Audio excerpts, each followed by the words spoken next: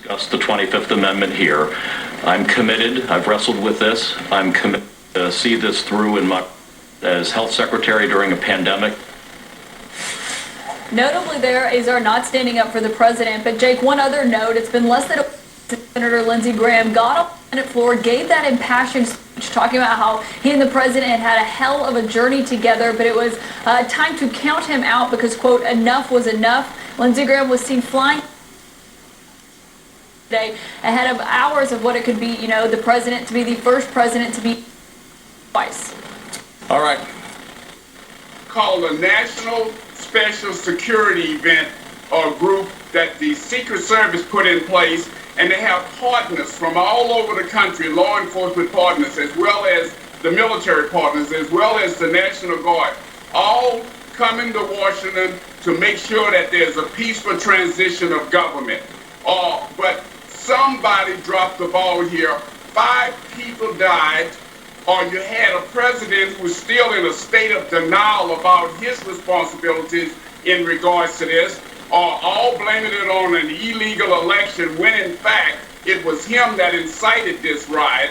And so there are heads that really need to roll, but there needs to be, Neil, a complete and thorough investigation of this matter. And what we heard today from the FBI was just lukewarm cow manure.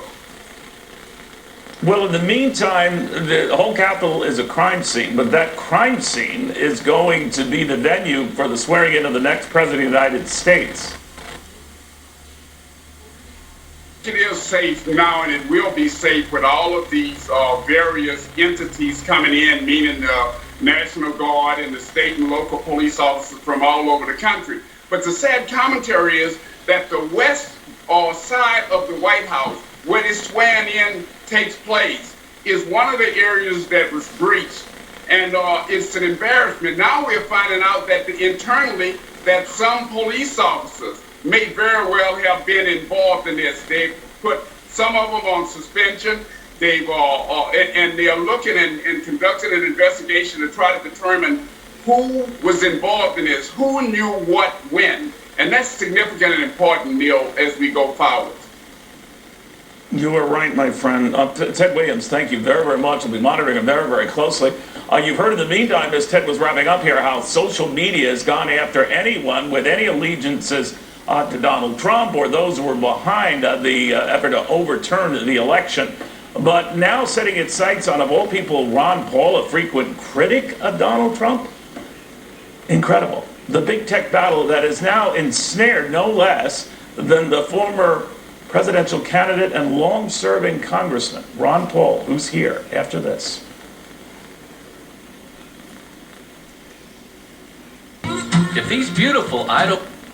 Not been protected in the way that they deserve and that we all deserve. We could see that happening at the Capitol, and those of us who track some of this stuff online could see the increase in the discussions, the message threads, the posts online that led up to this. And so why is it that the FBI and other law enforcement could not imagine it? I think this is a huge question, but we need to get to the security of the Capitol and of individual members of Congress who themselves are threatened by these insurrectionists. And I get the sense from that briefing yesterday that members know that this is not the end of it.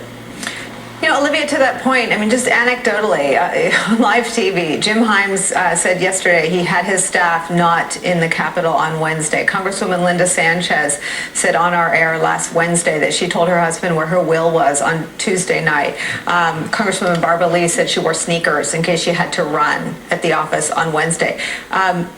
They knew exactly what was going to happen, and now we know the FBI knew exactly what was going to happen. What is your sense of how quickly all of these it took weeks and months to make some of the policy changes after 9/11. We have a larger, higher intensity event in Joe Biden's inauguration next Wednesday. Well, I think, first of all, what happened at the Capitol honestly could have been prevented. I mean, this was a lack of implementation of executing intelligence that was readily available that they had. So it's, to me, it's not really an intelligence failure that happened. It's more it was a failure to act upon this intelligence. And to me, that says a lot about what happened with the Trump administration. And there are certainly people who were complicit in allowing this to happen. So moving forward, I think I'm worried. We have a president who sat that day and exhibited a complete dereliction of duty, right? He did not deploy the National Guard. We've seen the evidence where he sat, and people in the Pentagon sat on the request. So I have significant concerns, and I hope that the good people that still exist at these agencies, at whatever level they're at, are going to do the right thing and do every preparation they can for this inauguration and across the country to make sure that we keep our lawmakers safe that day. I mean, Peter Baker, Olivia's onto something I think really crucial to understand. I spoke to someone on the incoming Biden White House staff today who said, this is our problem in 1 week, and we know it, and it'll all be on us. But as Olivia just said, for the next week, we're depending on the 3rd, 4th, 5th, 6th in command, the people who didn't walk out after Wednesday's incitement to the insurrection at these agencies to protect the country, the incoming president, 3 former presidents, from what is an ongoing threat. The briefing Connor Lamb had was about threats that continue today. That's about what the insurrectionists plan to do in the future. And Donald Trump today, I promise, we're not going to broadcast this here, but people need to understand what he did. He went to a microphone, he went to cameras, and he did not apologize. He did not call for calm. He did not condemn or call criminal the conduct of last Wednesday. Does the president want more violence? Well, you know, whether he does or doesn't, he's raising that question, right? He doesn't look like somebody who is taking strong action to prevent a repeat of what we saw last Wednesday, right? In the aftermath, the return to our 9/11 analogy of the Pentagon and World Trade Center being hit, you know, there were meeting after meeting after meeting in that White House with top law enforcement, intelligence, military, security officials of the land, very intent on making sure there was not a repeat of what had just happened. And you don't sense that urgency from the White House right now. You don't hear a president saying, you know, we are taking all due measures to make sure that this city, this capital, this democracy are safe. What you hear is talk about how impeachment is somehow divisive and how really the 25th Amendment will come back to bite Joe Biden. And his talk at the rally last week was completely appropriate. And so you're right, it's left to the people underneath him to sort of take charge and fill that vacuum. Now, a lot of them are very experienced and responsible actors, but there's a reason why we want presidential leadership in moments of national crisis. You know, Donna, it's not clear to me that the president is functioning as the commander-in-chief. I mean, both Matt and Peter's papers reported that the president was not in the chain of command when the National Guard was called in to protect the Capitol. I think both their news organizations have reported on aides who do not plan to implement his orders if they don't think they're prudent. I want to read you this reporting from our friend Ashley Parker. As senators and House members trapped inside the U.S. Capitol on Wednesday begged for immediate help during the siege, they struggled to get through to the president, who safely ensconced in the White House was too busy watching fiery television images of the crisis unfolding around them to act or even bother to hear their pleas. He sounds incapacitated, Donna. Well, I mean, I think that part is part of the gist of trying to demand that Vice President Pence gather what remains of the cabinet to implement the 25th Amendment. I think this is very problematic, though. I'm glad that the president, frankly, is not in the chain of command for these decisions because I fear what he would decide if he were. On the other hand, this is not a democracy when you remove the commander-in-chief from the command. That is not a functioning democracy, and I think all the more reason that the Congress needs to act, even if there's 1 hour left in this presidency, to remove him from office. Olivia, you're Associated Press, your line. $50 million to defend Republicans who support impeaching Trump. I was struck by Jim Jordan today refusing to say that he accepts the results of the election. He's about to have a Medal of Freedom hung around his neck that might explain it, but surely the infection that has made the whole country sick and leaves people like Connor Lamb and all of Donna's former colleagues, and frankly anyone in the media covering the story, in danger. The infection is the lie and the refusal to push back against the lie. So talk about who the money goes to, what your standards are, and how you guys are defining pushing back. Well, we've been working on this for the past week. We've been talking about how do we support the few Republicans, and I say few because it's been a small number, few and far between, who are going to stand strong for the country, show moral courage and do the right thing. And so we've started this project to let them know we will have your back. It will be easy. We know it's hard, but we know the Trump machine is out there. It's powerful. Trumpism isn't going away right after January 20th. It's something we're going to have to contend with. And so the aim of this project is basically to say, we're going to be here for you.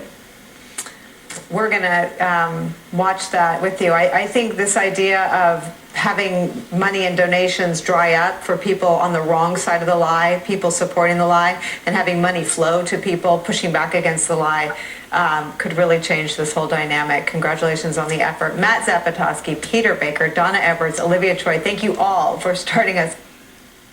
To prioritize and focus on those who are most vulnerable, for whom the vaccine will have the biggest effect, and those are those age 65 and over, and those 64 and below with comorbidities. And so that will be... Even if we decide that we know the importance of a supply... Right now, if you're a comedian and have 2 teenage daughters, this is the point where they mute you on Twitter and block you on Instagram. So that's where I'm at with my kids at this point. Not cool at all. Engaged in sedition. Another tweet. On January 6th, we fight for Trump. On the morning of the siege, he would send followers this image, stating Biden should concede. I want his concession on my desk tomorrow morning. Don't make me come over there. He promptly went to Congress, stood up, and opposed the certification of the Electoral College results. I rise up for myself and 60 of my colleagues to object to the counting of the electoral ballots from Arizona. The end of his speech, interrupted by the very mob he helped stir up. Former Republican Congressman Denver Riggleman has been warning about the impact of lies being fed to the public by America's own leaders. I think there's a massive issue here with education and facts that these individuals don't have. But disinformation is being pushed by people in positions of power. Gosar's Arizona colleague Andy Biggs was near Gosar on the House floor January 6th and met with President Trump along with others protesting election results. Even provided a taped message to be played at one of the Arizona rallies. We're fighting for the freedoms that made this country great. Biggs now strongly denies any involvement in the protest. His staff stating Biggs can't even recall meeting with Ali Alexander. Mo Brooks is more direct. Today is the day American patriots start taking down names and kicking ass. This is the Alabama congressman the morning of January 6th in Washington, D.C. A few days later, he told an Alabama news service, I make no apology for doing my absolute best to inspire patriotic Americans to not give up on our country and to fight back against anti-Christian socialists. Former Congressman Charlie Dent says the actions of his former colleagues show it's time for a serious reckoning with the Republican Party. We have to rid ourselves of these radical elements. I would just recommend to every one of my Republican colleagues, sometimes you have to risk your job in order to save it. Well, this is the time. Wolf, CNN has learned Democrats are discussing censuring those Republican colleagues, but it's all just talk so far. As for Ali Alexander and his Stop the Steal group, he's in hiding yet raising money. A fundraising page linked to his Stop the Steal rally has brought in $184,000, all based on lies, far exceeding its goal. He vows this campaign will continue, which means, Wolf, the danger will continue. Yeah, these are dangerous, dangerous days here in the United States of America. Drew Griffin, excellent reporting. Thanks very much. Joining us now, the former U.S. Attorney, the CNN senior legal analyst, Preet Bharara. Preet, what do you make of this reporting that we just heard? How culpable could some of these Republican members of Congress, like Mo Brooks, for example, be here? Look, it sounds very serious. hour by hour, we're getting information of more people who are involved, more conspiratorial conduct, people agreeing with others to engage in what is arguably, depending on what the facts show, seditious conspiracy. I think that what you've heard so far in the reporting that you just showed, I think is very serious. I think you don't want to jump to conclusions when you have something as serious as this and you're talking about a member of Congress. But I think you need to look at other communications. You need to take other testimony. And I think, I'm not one to quickly say someone is guilty of a particular crime, but what we're seeing and hearing that you just reported, I think is as serious as it gets. Certainly is. Now stand by for a moment, Preet. We're getting major breaking news coming into the Situation Room right now. CNN's Dana Bash is joining us. Dana, tell our viewers what you have just learned. This is from Liz Cheney, the number 3 ranking Republican in the House of Representatives. She just released a statement saying that she will vote to impeach President Trump, that she will vote to impeach President Trump. She says, talking about the insurrection, that this insurrection caused injury, death, and destruction in the most sacred space in our republic. She said, the President of the United States summoned this mob, assembled the mob, and lit the flame of this attack. Everything that followed was his doing. She said the president could have immediately and forcefully intervened to stop the violence. He did not. There has never been a greater betrayal by a president of the United States of his office and his oath to the Constitution. I will vote to impeach the president.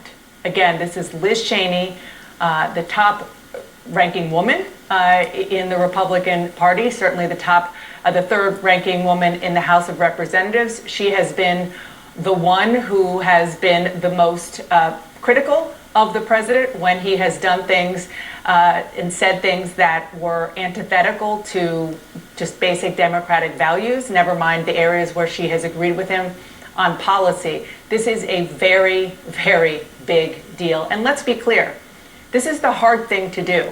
As a Republican I talked to earlier today reminded me, even now, even with everything that we have seen on Capitol Hill and everything that has come out since that attack on Wednesday, all the videos, all the information from law enforcement, and just what we've seen on social media, the feeling among most Republicans in the House is that this is not the right thing to do, is to side with the president, said that it is a witch hunt.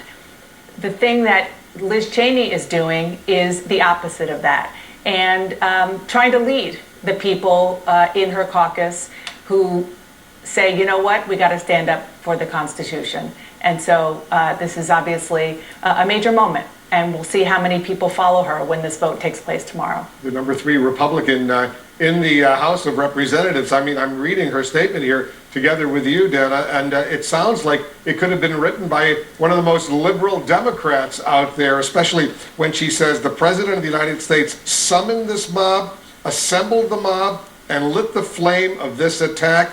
Everything that followed was his doing, and that refers to the deaths that occurred when these thousands of individuals went up Pennsylvania and stormed Capitol Hill in a brutal, destructive way. And I just want to get your thoughts as someone who covered the House of Representatives for quite a while. Dan, I assume with this statement from Liz Cheney, a whole bunch of other Republicans will join all the Democrats tomorrow and vote to impeach the president. I'm not sure. It's still unclear how many will follow her. She will give a lot of Republicans political cover to do so if they want to do what they believe in their mind is right, as opposed to what they believe when it comes to principle, when it comes to the oath that they took, as opposed to what they think is politically expedient. But I think the other thing, when you mentioned that it could have been written by a Democrat, it's important to take this moment to say, Liz Cheney is very conservative. Yes. She is no liberal. And there are a lot of very conservative Republicans who agree with her on this, because it's not about ideology in the political spectrum, on the spectrum within the American democracy. It's democracy itself. And that's what the point she's trying to make in this statement. And not just Democrats, but Republicans, they felt endangered by this mob. They felt threatened. They were worried about their own lives as these individuals were attacking the U.S. Capitol. Let me get Gloria.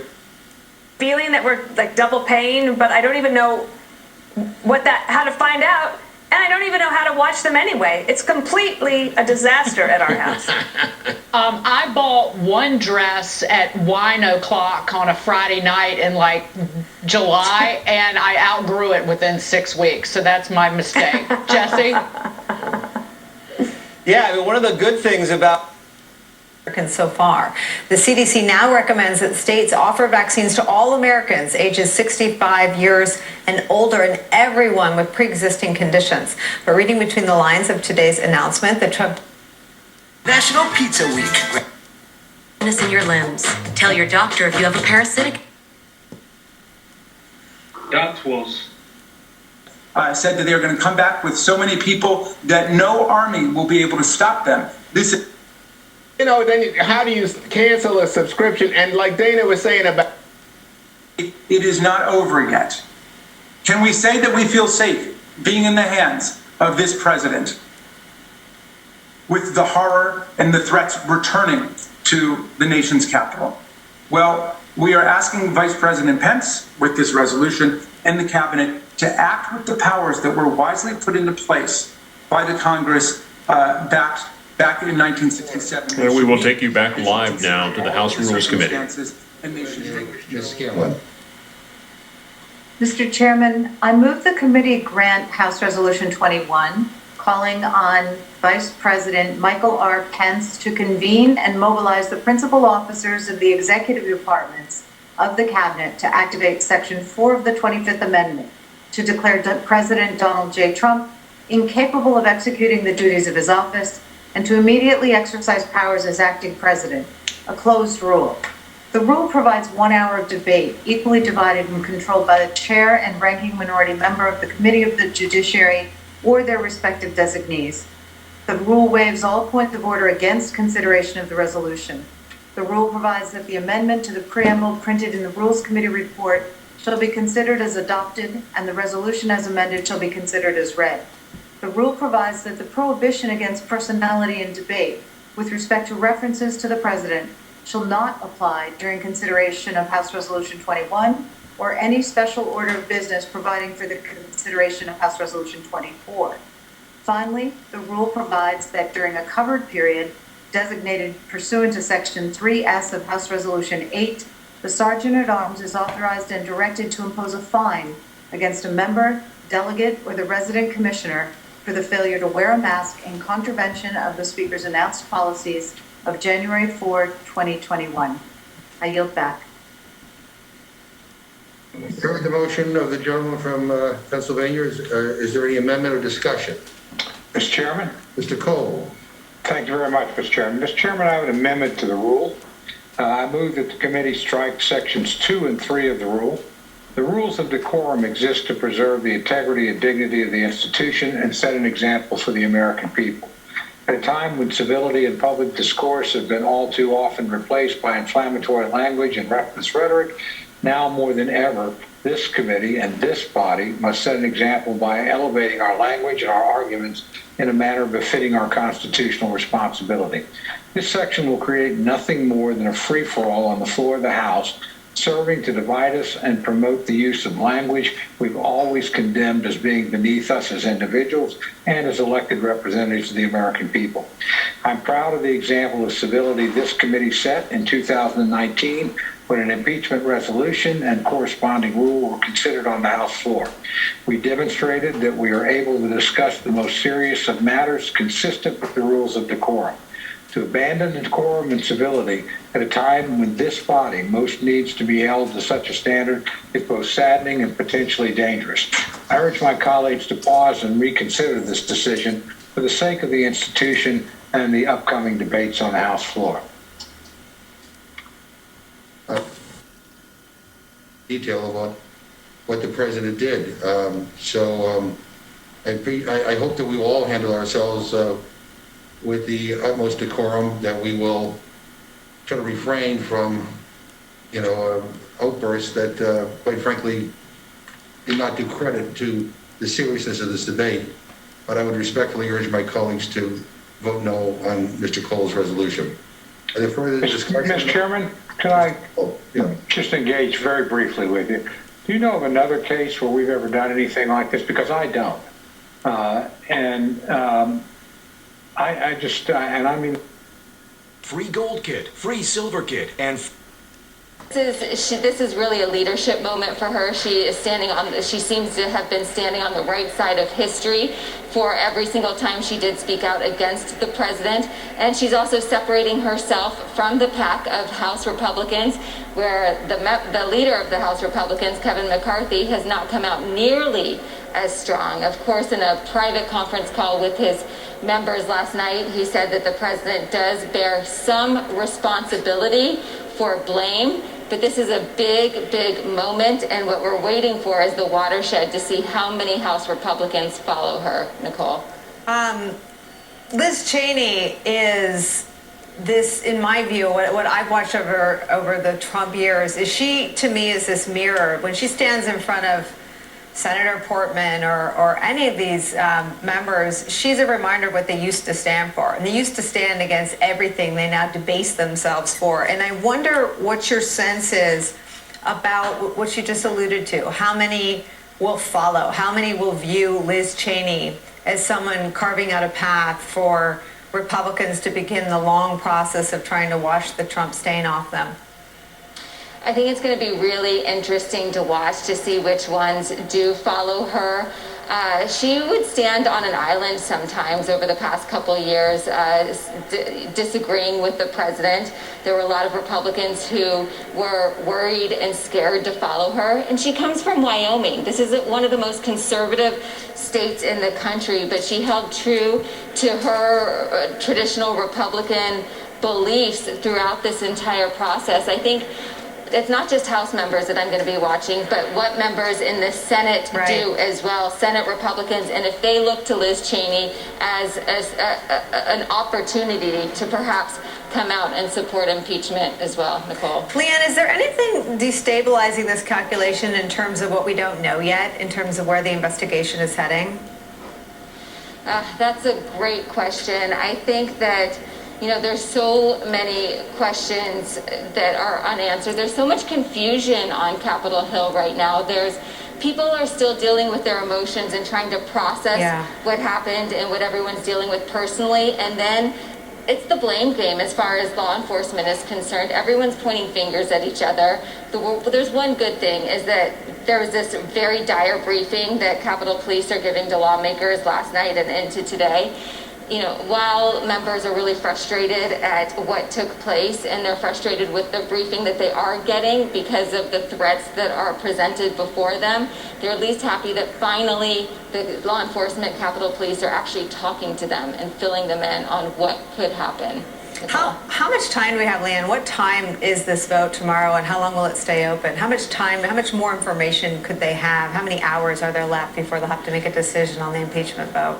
So they're supposed to start the process around 9 a.m. tomorrow. It hasn't been formally noticed yet, but we do expect a vote perhaps mid to late afternoon. Nothing is settled just quite yet, but perhaps another 24 hours, Nicole. NBC's Leanne Caldwell, thank you for spending time with us today. Thank you for all of your reporting in the last week. It's been extraordinary. We will be right back. Good morning, Mr. Sun. Good morning, Blair. I'm gonna grow. And passed out all over the aisles when they opened the stores at 6 a.m., making total fools of themselves. It looks like Penn Station at about 4 in the morning. Absolutely just stepping over bodies. It's terrible. Guys, get yourself to... Sioux Falls, beginning January 18th. Join Brian Allen and Kelsey Passolt for a full hour of news. And meteorologist Tyler Roney will keep you up to date on the weather with your first alert forecast. Get your late news an hour earlier. Dakota News Now. The pictures of my daughter are beautiful. Good. Just dead right, and you've been warned. In the meantime, Ms. Scanlon and Mr. Cole, please go directly to the floor. Brian, we missed you yesterday for one more thing. Yeah, by the way, I was a pharmacist too. They're very smart. They're underappreciated. They interact with doctors. They actually so many times know more. Yeah. So everybody knows that Green Bay Packers quarterback Aaron Rodgers is probably going to be MVP this year. Well, not many people know that in 2015, he won the celebrity, something, Dana, you were not able to do, which is I still can't get over. He won Celebrity Jeopardy. 200,000 unfilled. The state's mask mandate still in place, though in the crowd, tough to tell. Rising hospitalizations in Central Texas triggering new rollbacks. Nationwide, they're hovering around 130,000. The country adding more than 200,000 new cases a day for the last 7 days. In that same time, reporting more than 20,000 COVID deaths, including this 37-year-old mother who died just 3 days after giving birth to her 6th child. Death is the great teacher to impel us all to lead a more meaningful life, and a life in which we take care of each other more, not less. And God knows this country needs that now. Say and responding to it. While offering a lot of conservative policies, she also took time to highlight some economic growth initiatives that she's spearheading. State House reporter Austin Goss breaks it all down for us. He joins us live from the state capitol with continuing coverage here at 5. Hello, Austin. Good evening, Brian and Beth. Earlier today, Governor Kristi Noem talked about Americanized education curriculum reform and banning abortions where there is a Down syndrome diagnosis. But she also talked a bit about some initiatives she also hopes to pursue this year. As she did at last year's State of the State and the budget address a few weeks ago, she spoke to the desire to expand broadband access and help bring big city salaries to small town South Dakota. Now, as we look towards the year ahead, I'm also excited to report to you that there's a light at the end of the tunnel when it comes to our fight with COVID-19. Now, South Dakota is leading the nation in dispersing the COVID vaccine. In just over a month, tens of thousands of people across the state have received their first dose. Democrats say they were promised a positive speech and feel like they got that. However, House Minority Leader Jamie Smith says that he would have liked to have heard more for those who are dealing with the fallout from COVID. Things that we didn't hear as much was about people's personal health and things like that. We heard about the economic health of our state, but the health of our individuals and our people across our state. Legislators will return tomorrow for another joint session where newly appointed Supreme Court Chief Justice Stephen Jensen will give a State of the Judiciary address, much like the State of the State. In Pierre, Austin Goss, Dakota News Now. All right, Austin, thank you. A reminder, Dakota News Now is your source for State House 2021 coverage. Austin will have live reports every day during the legislative session. Remember, to follow him on Twitter at Austin Goss SD. Chief Meteorologist Phil Schreck has our first alert forecast. And Phil, how nice to run out to the car. Owners in Minnesota that don't control their own destiny, and that's up to the virus, up to the governor's decisions to do that. So we're always hopeful, but the reality is that, this isn't over, and we have a long ways to go still. But no matter what's next, both Sterling and Deitch are thankful for their community. The community of Laverne is great. They go around to all the businesses, they take their turns and help all of us out individually. So the response that we've gotten from them, we couldn't. The FBI and Department of Justice this afternoon with a message to those who stormed the U.S. Capitol. This is going to be a long-term investigation. Regardless of if it was just a trespass in the Capitol or if someone planted a pipe bomb, you will be charged and you will be found. Authorities are planning for violence tomorrow, the day the House is expected to impeach President Trump. Fences surround the Capitol building. Metal detectors are now posted outside the House floor. Warnings are in effect nationwide to all 50 states. Authorities boarded up the state capitol in Olympia, Washington. Let's go! As members of the National Guard took to the streets in Washington, D.C. The Army and Secret Service are working together to do additional background screening for those deployed to protect the capital city from a repeat performance. The Washington Post, citing an internal FBI document, reports the FBI office in Norfolk, Virginia, issued a warning to authorities in Washington, D.C. about the potential for violence last Wednesday. According to the Washington Post, the document cites an online thread, which reads in part, "Get violent. Stop calling this a march or rally or a protest. Go there, ready for war. We get our president or we die. Nothing else will achieve this goal. Last week, the FBI said there was no indication of planned violence that ensued. Today, officials clarified. When my office and Washington Field office received that information, we briefed that within 40 minutes to our law enforcement partners, our federal, state, and law enforcement partners that we had on our command post. They're getting into the Capitol tonight. But there was no further explanation of what happened to that information. On a trip to the southern border, President Trump said his administration believes in the rule of law. Now is the time for our nation to heal, and it's time for peace and for calm. We're a nation of law, and we're a nation of order. Brett, today FBI officials announced they created a conspiracy and sedition task force. Those charges could land someone behind bars for up to 20 years. The chairs of 6 different committees inside the U.S. Capitol say they don't feel safe. They want answers, and they're incredibly concerned the fact that some of their colleagues want to bring weapons on the House floor tomorrow. Brett? David Spahn, live outside DOJ. David, thanks. Also breaking tonight, at least one top Republican in the House and the top Republican in the Senate, both indicating support for impeachment. Congresswoman Liz Cheney says she is a yes. Senate Majority Leader Mitch McConnell is a maybe. Also tonight, in less than an hour and a half, the House will vote on a measure calling for the invoking of the 25th Amendment and removal of President Trump from office.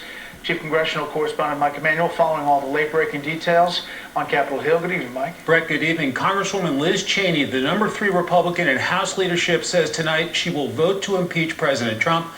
Cheney says the president summoned the mob, assembled the mob, and lit the flame of this attack, and that everything that followed was his doing. Fox has also confirmed that Senate Majority Leader Mitch McConnell is furious with President Trump for the riot last week and believing the president was a key reason Republicans lost control of the Senate, and that McConnell believes impeachment could help rid the Republican Party of President Trump and his movement. All this breaking ahead of action in the House this evening. Tonight in the House, a preliminary step on the path toward impeachment. Lawmakers will vote to urge Vice President Pence to use the 25th Amendment to remove President Trump from office. The president says he's not worried. The 25th Amendment is of zero risk to me, but will come back to haunt Joe Biden and the Biden administration. As the expression goes, be careful what you wish for. Lawmakers argued back and forth, preparing the bill for the floor vote. That it's up to the vice president, and we're not trying to usurp his authority in any way. We're trying to tell him that the time of 25th Amendment emergency has arrived. It has come to our doorstep. It has invaded our chamber. These actions will only again continue to divide the nation. Turning to the 25th Amendment into a political weapon by demanding that the vice president invoke it to remove the president from office, I think is just wrong. Tomorrow the focus shifts to impeachment, accusing President Trump of incitement of insurrection, with lawmakers still bickering about the election. I asked you to lay bare the fact that there's a lie out there that somehow that Joe Biden did not win the election fair and square. He did. Are you saying there was no problems? There was no concerns with this election? Is that what you're saying, Mr. Chairman? Of course I understand Joe Biden won. Last night, in a call with fellow House Republicans, Leader Kevin McCarthy warned, "Personally, I continue to believe that an impeachment at this time would have the opposite effect of bringing our country together when we need to get America back on a path towards unity and civility." House Republicans have floated a censure resolution instead of full-blown impeachment. GOP Conference Chair Liz Cheney called tomorrow's impeachment a vote of conscience. The Senate Democratic leader says this is all the president's fault. Trump causes the anger. He causes the divisiveness. He foments the violence and blames others for it. That is despicable. Some House Republicans are expected to break ranks on impeachment tomorrow. Fox has confirmed GOP leaders do not intend to lobby members to vote against it. Now that Cheney is in favor, that number could grow. Brett? We'll follow that. Mike Emanuel, thank you. And what they argue is a traitorous menace to the United States. End it for good, legally.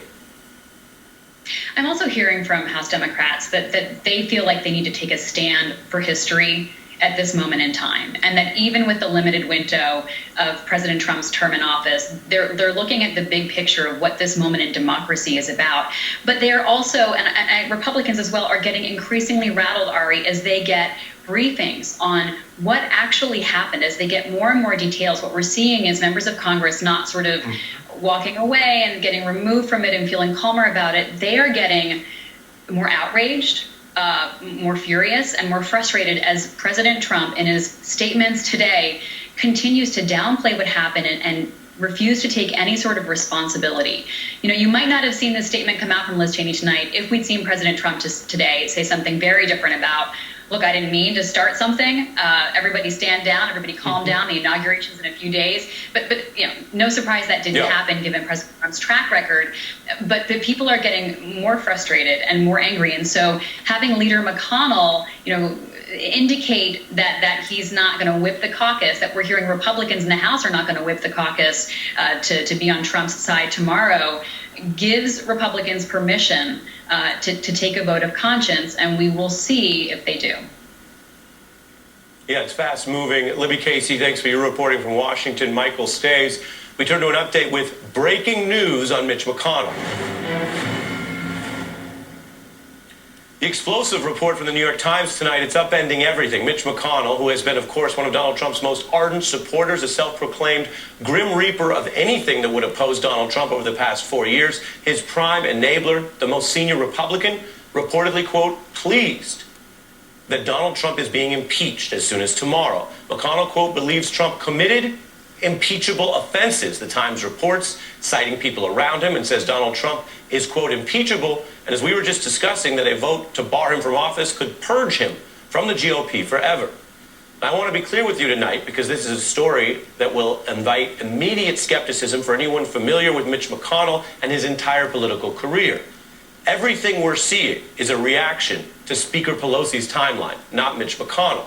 Everything we're seeing, what our guests were just reminding us in terms of what might be a change in Congress, is because Democrats are not waiting. They've moved forward. This is a political fact. They are about to take over both houses of Congress completely.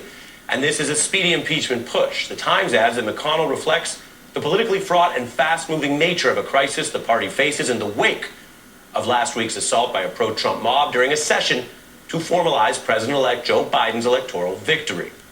Michael, this is a potential earthquake. It seems to me as an observer that it is not really about anything McConnell's done in the past. He remains the political animal that he is. But very rarely would two people who have friction within a party, in this case the soon-to-be minority leader McConnell and the outgoing president, be at loggerheads over one vote that could decredential and legally bar Donald Trump from office forever, turning him from an ex-president who at least can talk about 2024 into a miniature mini-me of Alex Jones if they voted to bar him. Well, this is the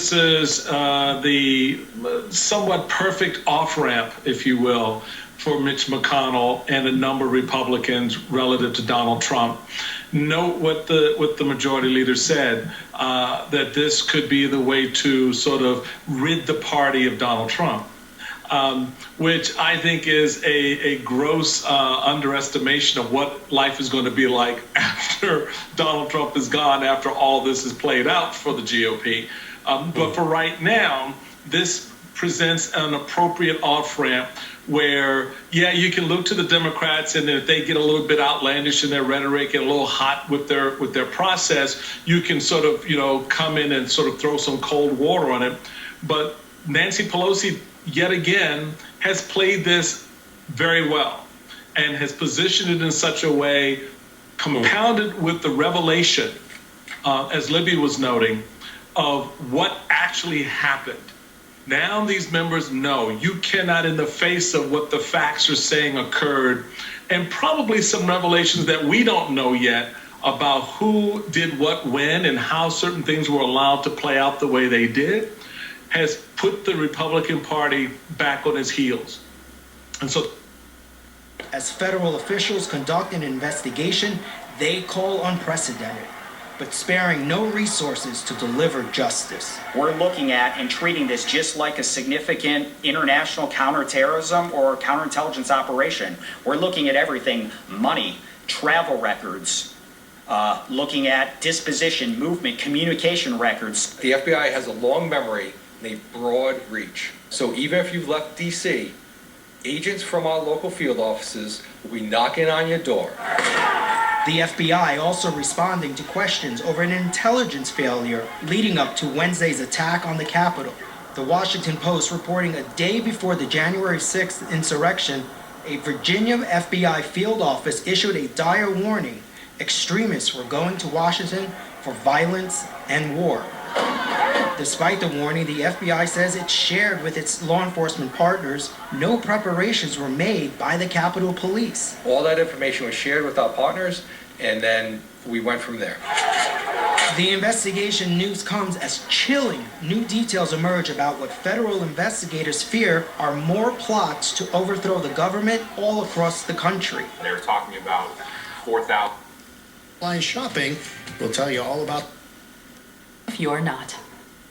Healthy, happy, and safe New Year. On one side and the Vice President and Cabinet on the other. So Congress can say all it wants, but I do think we have to stop running from the constitutional. Guaranteed. Are you all? Transformed department store New Jersey is hoping to vaccinate 70% of its population by May. So far, it's only vaccinating healthcare workers and first responders, like Police Lieutenant Stephen Bittman, who received his first shot of Moderna this morning. I feel very, very fortunate to be included in this group. And I think it's important not just for my own health, but for the health and the safety of the people I serve in the community. The federal government is also changing how it allocates vaccine doses to states. It'll no longer Minimizes your home insurance. Here's one that'll really take you back. It's customer. This drills to ensure a smooth transfer of power. A public event Biden says he is not afraid of. I'm not afraid of taking the oath outside. And Wolf, one of the things that is really worrying investigators and the FBI is that because of the success of this attack on the Capitol, it could further radicalize those who want to do more harm. One official telling CNN that the chatter right now is off the charts, and that is certainly something that has investigators very concerned, Wolf. I'm sure it does.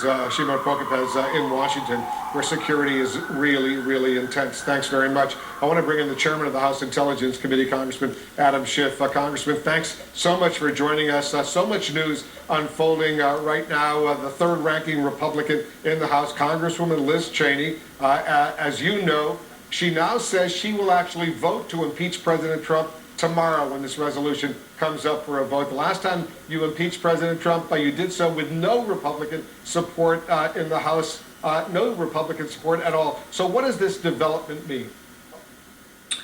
Well, it means that she won't be alone. There are going to be other Republicans influenced by her decision. And these things have a way of gathering momentum. So I wouldn't be surprised now to see a considerable number of Republicans join in supporting the impeachment resolution. And these reports that Mitch McConnell may be open to the impeachment charges as well is quite a potential earthquake in the Senate. Well, we've been reporting, you're absolutely right, the Senate Majority Leader, Mitch McConnell, is indicating right now that he believes impeaching President Trump will make it easier to rid the Republican Party of what they call Trumpism. What does that stance tell you about how Senate Republicans might approach an impeachment trial? He'll be impeached in the House. Simple majority will impeach him tomorrow. But then you need a 2/3 majority in the Senate to convict. 67 senators. There are 50 Democrats. You need 17 Republicans to vote to convict. What do you think the chances of that are? You know, it's very hard to say. 2/3 is obviously a very high bar.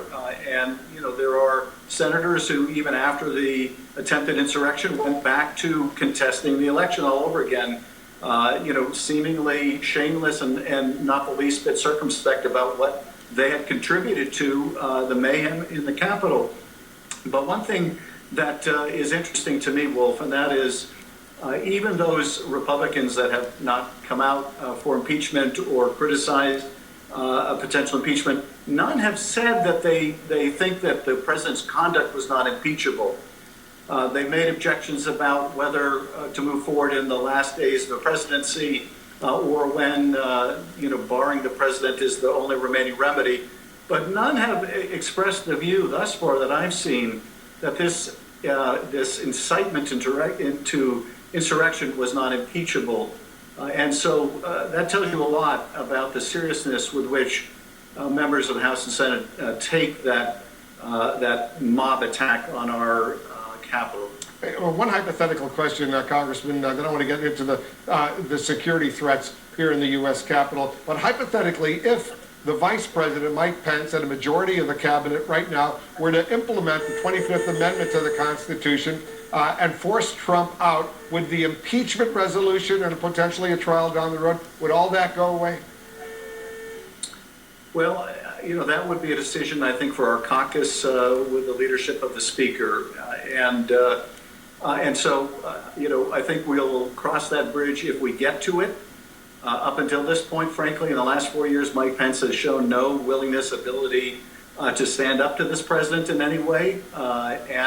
Even on certification day, he did his bare minimal constitutional duty. That was a pretty low bar. Whether he'll rise to the occasion now is still very much in doubt. But one thing I can tell you is certain: we're going to do our duty in the House. And if he's not gone, we're going to impeach him to protect this country, because every day, every minute, every hour he remains in office, this nation is at risk. We're just getting word that a third Republican in the House, Adam Kinzinger of Illinois, has just announced he too will vote in favor of impeaching the President of the United States. So the numbers are beginning to increase right now. Let's turn, Congressman, to this very serious ongoing threat to the U.S. Capitol and to lawmakers like you right now. I know you've been briefed on these threats. How concerned are you about the security of the heart of our democracy as we approach Inauguration Day in 8 days? Well, I'm concerned about it, certainly, and I know my colleagues are. I had a briefing today by the FBI about what the threats are. And I tell you, it's terrible in two respects. It's terrible that we have to deal with these threats. It's terrible that they're proliferating around the country, that at state capitals now, they're going to have to intensify their security. I fully plan to attend the inauguration. I'm confident it will go forward without being sidetracked, derailed, nothing like what we saw, I think, is going to occur again, because we will be prepared for it. But that doesn't mean there won't be violence. It doesn't mean there won't be large crowds and agitation. It doesn't mean that there isn't real plotting going on, because it is. And it's obviously going to take a long time for us to get through this terrible period of our history. But we will get through it. I just want you to be careful. I tell this to every member of the House and the Senate and all the people who work up there. Stay safe right now. As I drive around Capitol Hill and I see the enormous security that has been implemented in the aftermath of the attack on the U.S. Capitol last week, it is so disheartening and so concerning what's going on. Congressman Adam Schiff, thanks so much for joining us. Well, and you stay safe yourself, Wolf, because the press obviously have been very much a target of this president and his supporters as well. And what a terrible tragedy it is in this country that both our legislators and the members of the press should be threatened by their own presidency. And on that point, and it was very alarming when I heard Michael Sherwin, the acting U.S. attorney here in Washington, D.C., at his news conference just a couple hours or so ago. He said that these individuals not only wanted to attack you and your fellow lawmakers, but specifically had targeted the news media as well. And for that, I blame in part the President of the United States. For 4 years, he's accused us of being the enemy of the American people. He says we're spreading fake news, all of which is a total lie. And for the acting U.S. attorney here in Washington to say there are now specific threats against the news media, my colleagues and a whole bunch of others, it's very alarming. Do you want to make a final point? Well, I do. About 16 years ago, I formed a bipartisan caucus on freedom of the press with a fellow freshman member named Mike Pence. And to think now that the concerns we had about press freedom around the world and the danger to press around the world, we now have in spades in this country, is a terrible and tragic turn of events for the United States. It certainly is. It's an awful moment indeed. Congressman, thanks once again for joining us. We're following multiple breaking stories here in the Situation Room right now. We're going to update you on all of them right after this.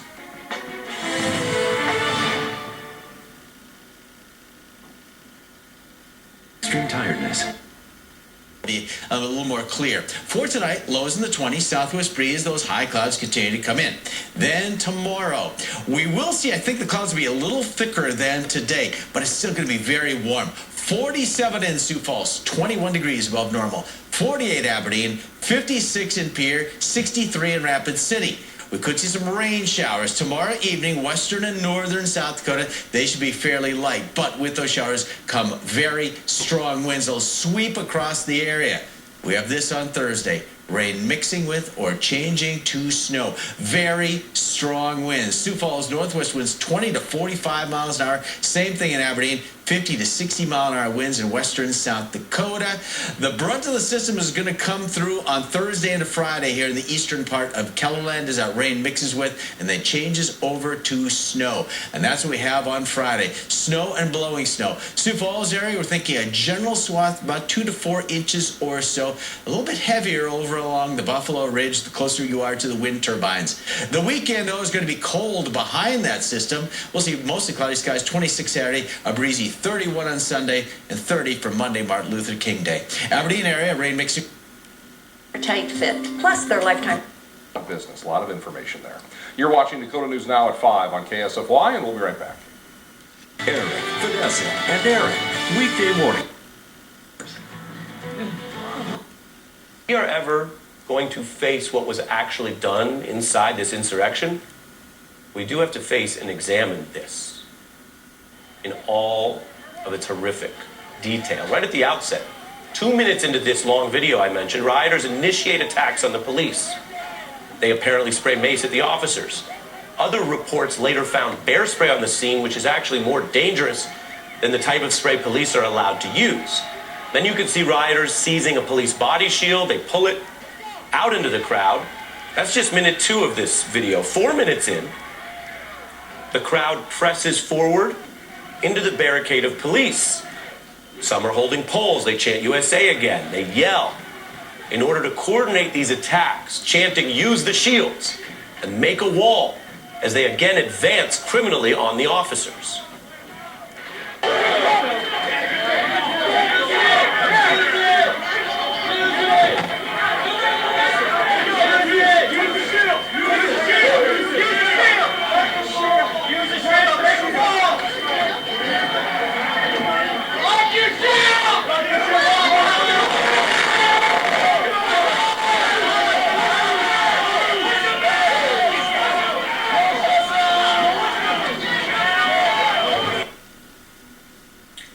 That's just 5 minutes into this. Then they try to break through the line into the building, hitting officers with a pole and yelling for the mob to push.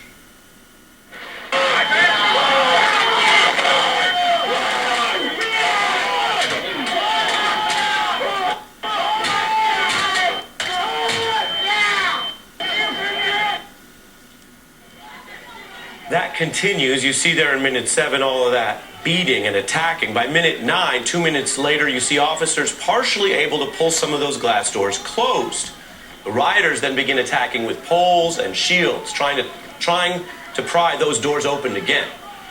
By 12 minutes into the video, people are spraying apparently mace at the officers, and there's more conspiring among the group to break through with these chants of heave ho.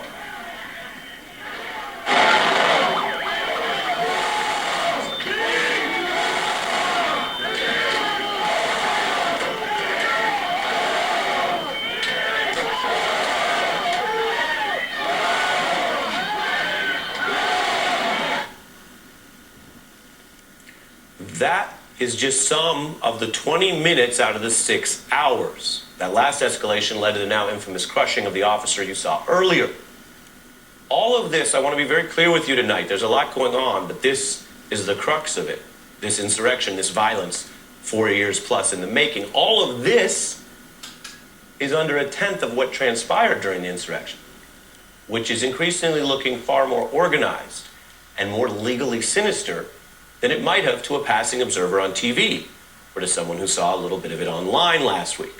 There's other evidence emerging about the plotters who appeared to be targeting elected officials for potential hostage-taking or assassination. This man apparently carrying double-cuff zip ties police used to detain individuals. Federal prosecutors say they've identified and indicted him, mounting evidence underscoring that all of this, as terrible as it was, could have been, was close to being, much, much worse. Those motivated, coordinated attackers were breaching multiple entries, while throughout the whole time, many lawmakers were still inside these buildings, including Vice President Pence, and the rioters knew it.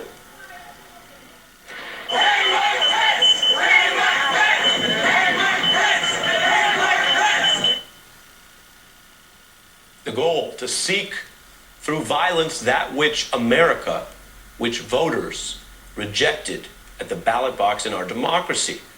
That she was struck, then the car left, and they dropped a few people off, and eventually she made it to the hospital, and we were called. Police say the girl has...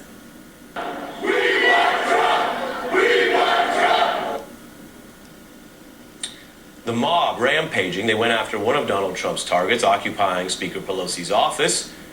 At times it was farcical because of the photos and the grandstanding, but it was also deadly serious. Not only the deaths that day, but staffers were sheltered under desks in an adjacent room, we now know. Pelosi recounting this on 60 Minutes. The staff, Donald Trump, to try to pressure him to resign. I don't think that Donald Trump will pay attention to that message, but this certainly is a tipping point for the Republican Party. When you have Liz Cheney, part of the House Republican leadership, when you have Mitch McConnell indicating that he might be willing to convict, which was from the New York Times reporting by Jonathan Martin, a message is being sent loud and clear to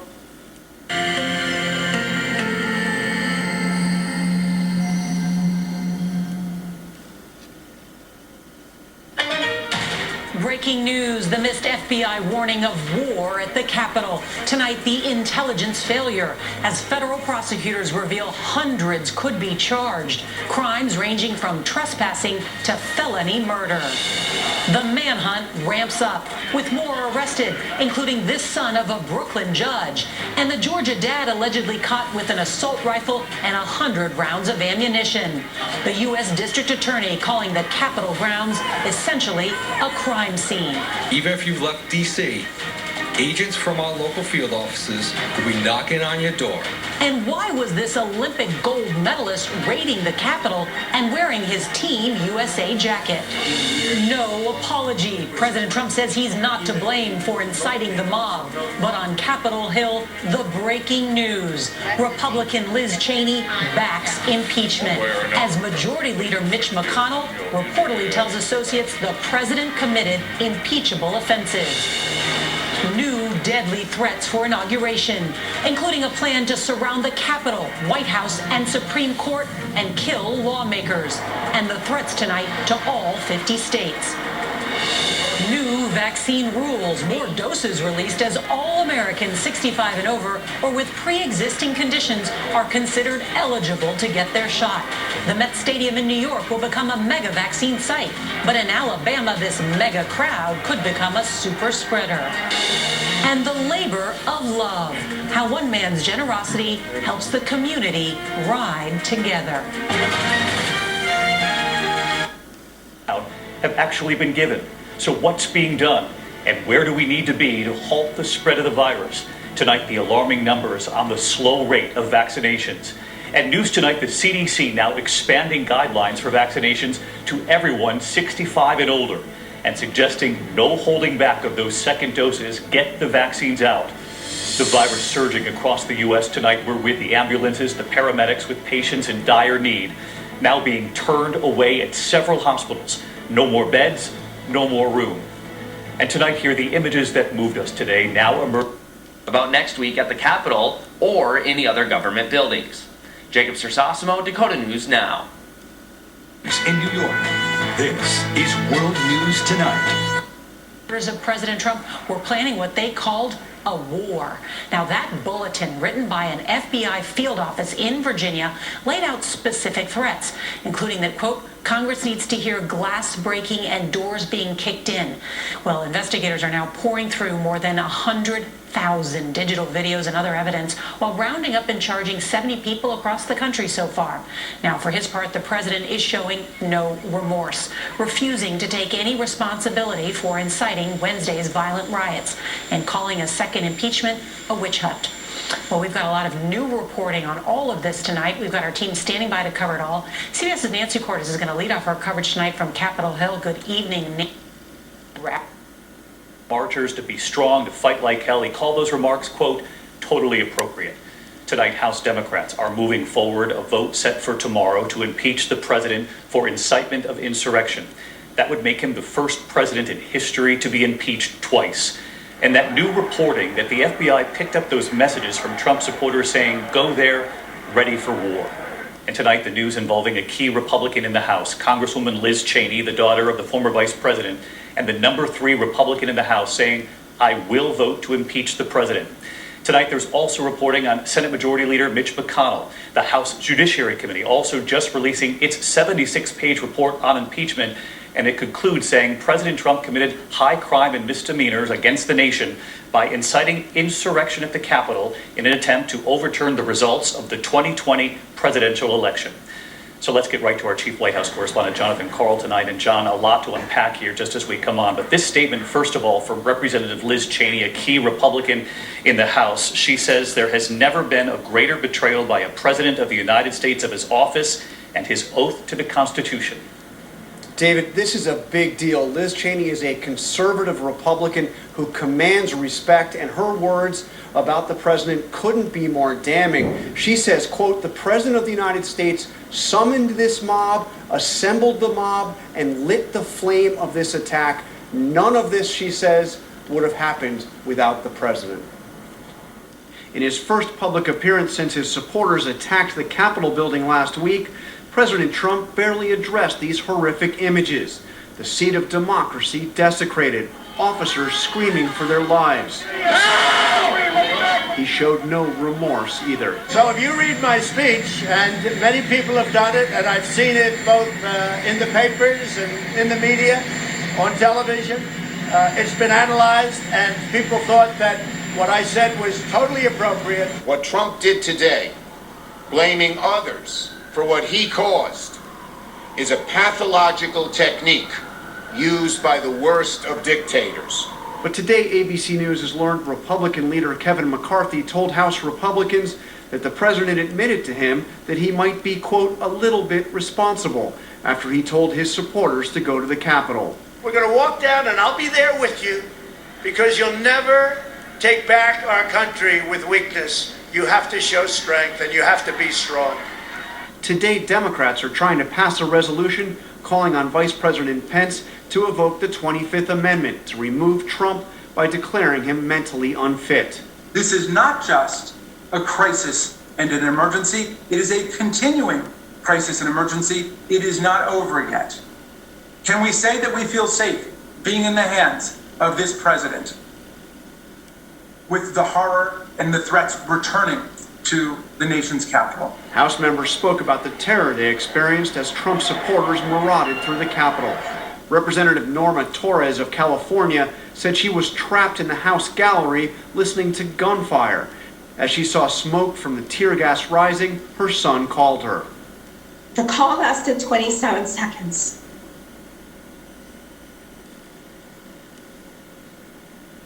All I could say, sweetheart, I'm okay.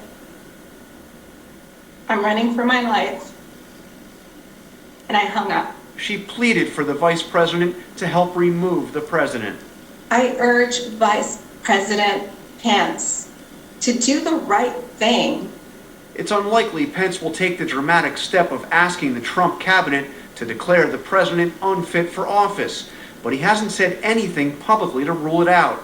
ABC News asked the vice president's office again today. No answer. Trump and Pence met in the White House yesterday for 90 minutes, and today Trump sounded confident. The 25th Amendment is of zero risk to me. If Pence doesn't act, Democrats plan to move tomorrow to impeach Trump, making him the first president in American history to be impeached twice. Today, the president ominously warned that would anger his supporters and would be, quote, very dangerous for the USA, especially at this very tender time. But Republican leaders in the House and Senate, who have stood by Trump for 4 years, are not trying to whip votes against impeachment and pressure lawmakers to support the president. House members are being told to vote their conscience. And tonight, in it, he's wearing a police officer's ballistic vest and clutching an officer's riot shield. There have been numerous arrests. Cleveland Meredith Jr. was arrested with an assault rifle, handgun, hundreds of rounds of ammunition, and steroids. Also pictured in the crowd, Cleet Keller, a former U.S. Olympian who won swimming medals in 3 summer games. During the riot, he wore a team jacket with USA printed on the back. Today, members of Congress received briefings about what's to come before next week's inauguration. Some called it chilling. They were informed of potential plans for a plot to surround the White House, Capitol, and Supreme Court to block Democrats from taking control. All law enforcement agencies involved are going to have to, step up their game and make sure that every potential threat is run down. Fences are going up around Washington, reinforcing security. And CBS News has learned that law enforcement is following leads and working investigations in more than 30 states. A memo was sent today from the Joint Chiefs of Staff to all members of the military, reminding them that their mission is to support and defend the Constitution, and also confirming for them that their next commander-in-chief will be the 46th president, Joe Biden. Nora. Jeff Begaze, thank you. Well, today, the president left the White House to fly to Texas to mark completion of just a small section of his border wall. But he could not escape his dwindling support among Republicans and even corporate America. Here's CBS's Ben Tracy. Mr. President! Defiant until the end, We're going to walk down to the Capitol. President Trump now claims there was nothing wrong with what he said last week that incited the assault on the Capitol. It's been analyzed, and people thought that what I said was totally appropriate. That is obviously not true, given Democrats are set to impeach the president, and many members of his own party say he is at least partially responsible for what his supporters did after he told them this. We fight like hell, and if you don't fight like hell, you're not going to have a country anymore. President Trump is taking no responsibility. Be careful what you wish for. Instead, trying to tout his achievements with a visit to the border wall in Texas today. CBS News has learned that during a heated phone call with Republican House Leader Kevin McCarthy Monday night, the president blamed the violence at the Capitol on Antifa. But McCarthy pushed back, telling the president it was his supporters, not Antifa. We believe in the rule of law, not in violence or rioting. The president is attempting to distance himself from what is now the defining event of his one-term presidency. He's dismissing an historic second impeachment the same way he did the first one just 13 months ago. The impeachment hoax is a continuation of the greatest and most vicious witch hunt in the history of our country. But the fallout is severe. His job approval now ties his all-time low of 33%. Deutsche Bank, his primary lender for decades, which he owes $300 million, is reportedly severing ties with him. And both Walmart and General Motors today suspended donations to Republicans who backed the president's call to vote against Biden's certification. Unlike when President Trump was impeached last year, CBS News has learned that the White House is not planning to mount any sort of significant defense this time around. The few White House aides that are left here are demoralized and simply trying to get through the next week. Nora. Ben Tracy, thank you. Tonight, National Guard troops have been activated in Minnesota, Wisconsin, and Ohio as state capitals across the country are beefing up their security following an FBI warning of possible armed protests leading up to the inauguration. We get more now from CBS's Mark Strassman. Intimidation by design. The Texas State Capitol building today resembled an armed camp. Workers workers in Madison, Wisconsin, boarded up ground floor windows of the state legislature. It is not safe for members of the public to gather at the Capitol. In Washington state, skittish lawmakers moved online. Outside, a man carrying an AR-15 screamed at media members. We're done with them, we're done with you. This image, widely trafficked online, urges an armed march on all state capitals January 17th. The worry? Violence could be more widespread than battleground states in the crosshairs of protesters for weeks. And it goes beyond state capitals. It goes to government facilities, federal facilities, city halls across the country. Last month, several dozen protesters breached the Oregon State Capitol building, angry about COVID restrictions. Armed protesters invaded Michigan's legislature last May, now banned there, openly carrying weapons inside.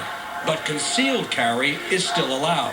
Lawmakers everywhere have to adjust, like Georgia State Representative Karen Bennett. I'm being mindful of my environment. I am looking around. I am avoiding being alone.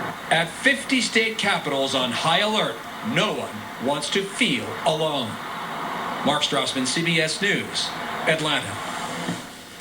Tonight, the Trump administration is asking states to speed up delivery of COVID shots. So far, more than 9 million Americans have had a COVID shot, while about twice that many doses are still sitting in freezers. We get more now from CBS's Jonathan Vigliotti. Tonight, a new travel warning. The CDC now requiring all airline passengers to test negative for COVID before they can enter the U.S. Also tonight, Operation Warp Speed planning to move the COVID vaccine even faster. We are releasing the entire supply we have for order by states, rather than holding second doses in physical reserve. The new focus will be on those aged 65 and older and those with pre-existing conditions. But HHS Secretary Alex Azar says distribution isn't the only issue. We have too much vaccine sitting in freezers at hospitals, with hospitals not using it. In California, more than 3 million vaccines have already been received. Just a quarter of those doses have been administered. Help could soon arrive from mega sites, large venues soon to be serving up mass vaccinations like New York's Citi Field and amusement parks like Disneyland. Texas opened its vaccine mega site, but while 140,000 have signed up for the vaccine, we won't even quite get to 14,000. Frustration also in New York City.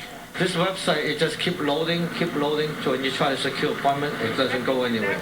In Alabama, cases and hospitalizations continue to spike amid what could turn into the largest super spreader event as jubilant University of Alabama fans packed the streets of Tuscaloosa. The crisis has hit an inflection point, says Baylor University doctor Peter Hotez. We can't make excuses anymore. We can't come up small again. Our last hope is to vaccinate our way through this.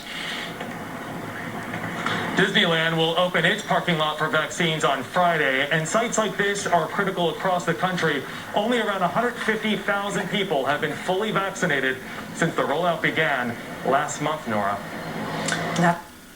Office. Remember, there was a reporting that the FBI on January 5th out of Norfolk was aware of there being a plan and even instructions that were circulating, and so it was briefing the Washington field office. Perhaps that's why they were the ones to be there to answer the questions. But I agree with Andrew McCabe wholeheartedly that there is more symbolism and more of a need for even the figureheads who might be more removed from the daily prosecution to speak out about what happened. Attorney General Barr, the former Attorney General, has now spoken out. Why hasn't the current? That is surprising, as is the FBI director. You know, hey, we have another beautiful day on the way. 70 cases every minute. More than 379,000 American lives lost, some 3,200 lives every day now. Tonight, we're with the paramedics, with patients in dire need now being turned away at hospitals across this country with no more beds, no more rooms, in some cases 2-3 hospitals at a time. Here's ABC's Kaylee Hartung tonight. Tonight, doctors bracing for what they're calling a perfect storm. Hospitals already pushed to the limit as the post-holiday surge worsens. The number of patients admitted inside the hospital is at levels that most hospitals have not seen. California topping 30,000 deaths since the beginning of the pandemic. LA County alone approaching 1 million cases. Hospitals forced to turn ambulances away. Today, we saw it happen with the Long Beach Fire Department. These are challenges that we have to deal with in the fire department to make sure that we can be responsive to the community. And 1, 2, 3 hospitals later, you're just looking for the closest bed. That's right. It's a story repeated across the country and in record numbers. Close to 130,000 people now hospitalized with the virus. Doctors in Alabama calling the crisis frightening. It's going to basically get to the point that elective, non-emergent procedures simply don't get done. And new fears of a super spreader event in that state after this scene erupted. Fans, most without masks, packing the streets of Tuscaloosa to celebrate Alabama's national championship win. In Las Vegas, 9 members of the Sotatani family got infected. The father, Eric, didn't make it. If you think you're untouchable, you're not. This disease does not discriminate. Trust me. Trust me. It affects the whole family. And David, tonight the CDC is announcing that anyone trying to fly into the U.S. must show proof of a negative COVID test or they will not be allowed to board that flight. That's regardless of citizenship or vaccination status. David? All right, Kaylee Hartung tonight. Kaylee, thank you. And when we come back, there is... Every time we do that, they are weakened and the country is stronger. And just briefly, you said stay on offense. What's your response to some, like Republicans, Wall Street Journal editorial board saying Biden should call for unity now and back off impeachment? Biden should call for unity around the rule of law in this country. I mean, there are 2 ways to have unity. Either we have unity around the principle that whether you're liberal, conservative, Republican, Democrat, we don't tolerate a violent attack on our seat of government, and we hold accountable people who commit crimes, or we have unity in forgiving that and moving on and allowing it to happen again. So obviously, I want unity around the rule of law. I think we're going to have that. And, you know, there are still going to be some Republicans who are afraid. And by the way, they're not just afraid now of being primaried. It's not just a political thing. Like, they're literally worried about the safety of their families. And that's where we are. Congressman Malinowski, thank you for joining me tonight. Thank you so much. Obviously with Joe, and for a lot of reasons. And I think everybody has got to play in position. As an incoming administration, our first priority has to be to get control of this pandemic and get people back to work and get kids back to school. And that's our focus. You clearly are for or not for impeachment? That the Congress is going to make its decision. Yeah.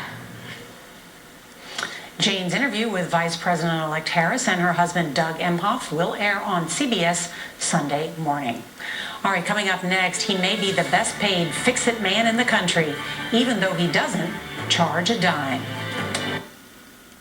The results of the Electoral College a week ago, even after the Capitol was under siege and rioted by a violent mob. So there is definitely an imbalance in the Republican Party, and the perception, I think, among a majority of Republicans is still that President Trump is a powerful force, and the Liz Cheneys of the world, they're speaking up at great risk, frankly, because I think many Republicans in the party still back this president, and Liz Cheney herself, even as a member of leadership, has been attacked by President Trump directly and by name repeatedly, but she's doing it because it's the right thing to do, and there ought to be more of them. And there are some big questions now about what this means for the Senate as well, because with so many Republicans in the House speaking up, I think there will be much more pressure on Senate Republicans to do the same. Yeah, I think all the Democrats will vote in favor of impeachment. There you see the 3 Republicans who have now publicly released statements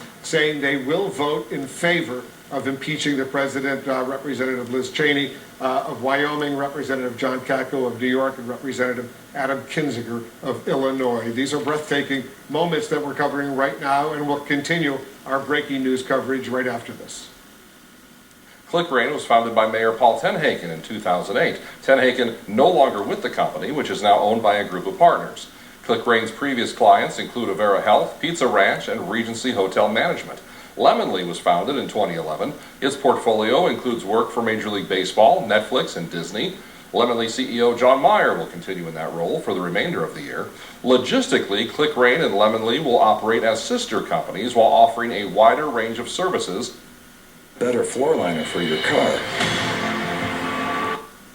Policy tweet feed is tweeting about how elections in Uganda need to be fair and therefore they should not be shutting the internet down because open debate, free expression, and access to the internet, meaning also Twitter, is essential to the democratic process. So if that's good enough for differing opinions in a place like Uganda, it should be a place for people in America as well.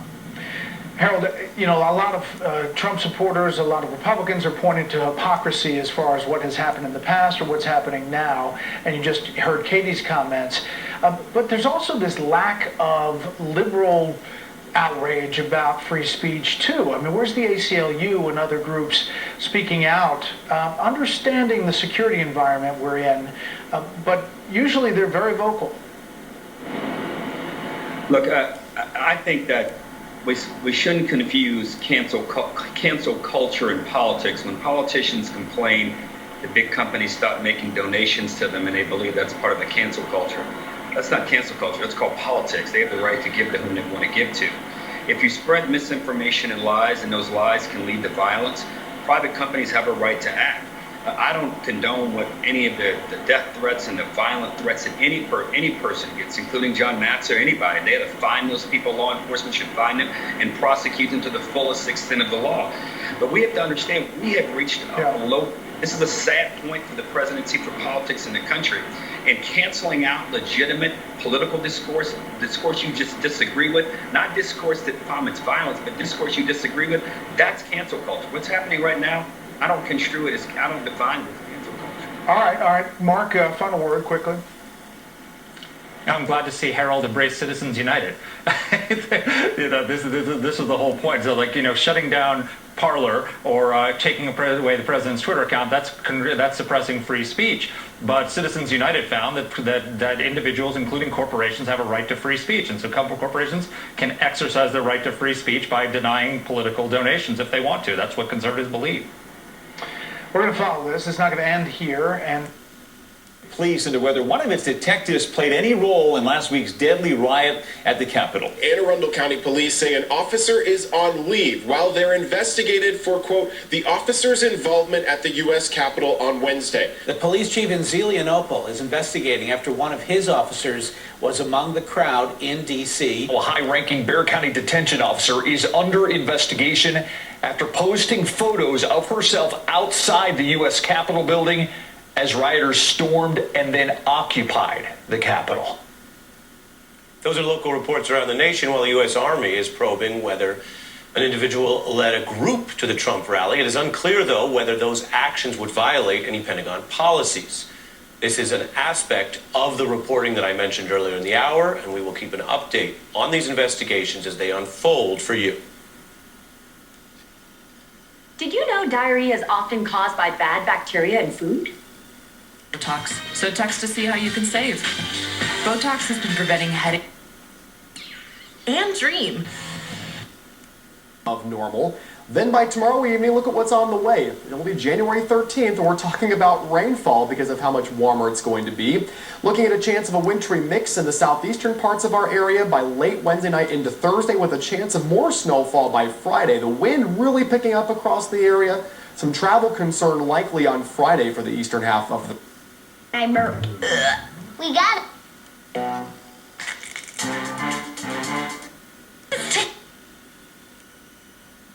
Sugar. By the Senate. Congress is only drawn in. House members are only drawn in when the president disputes a declaration of incapacitation.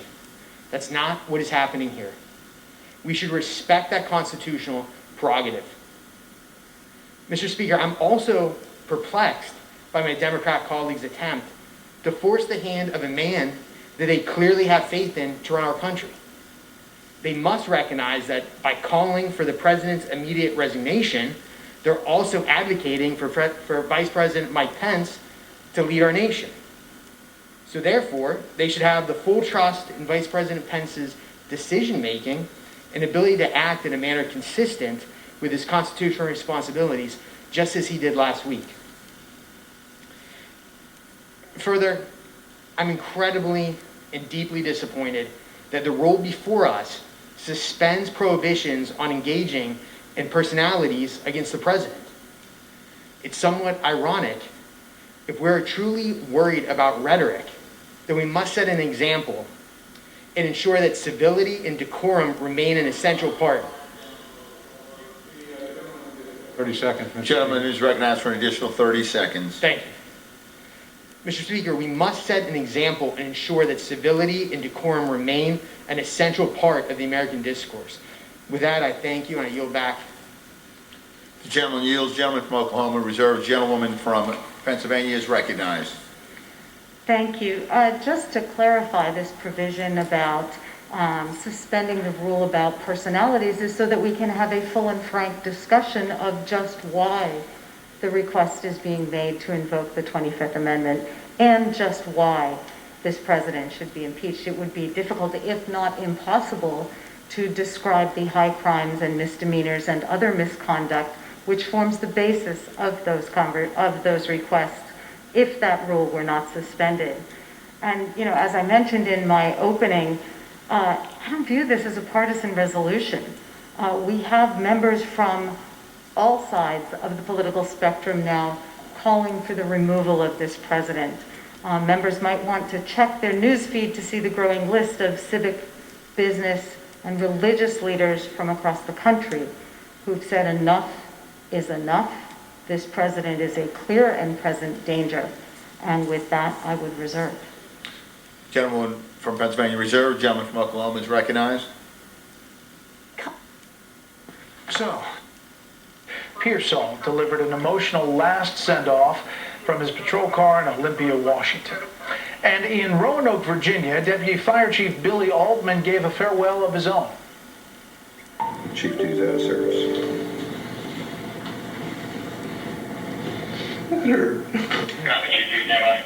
The retiring Deputy Fire Chief served in public safety for 40 years, beginning his career as a volunteer in 1980.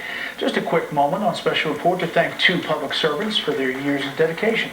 Thank you both, and thank you for inviting us into your home tonight. That's it. Sunday mornings on KSFY.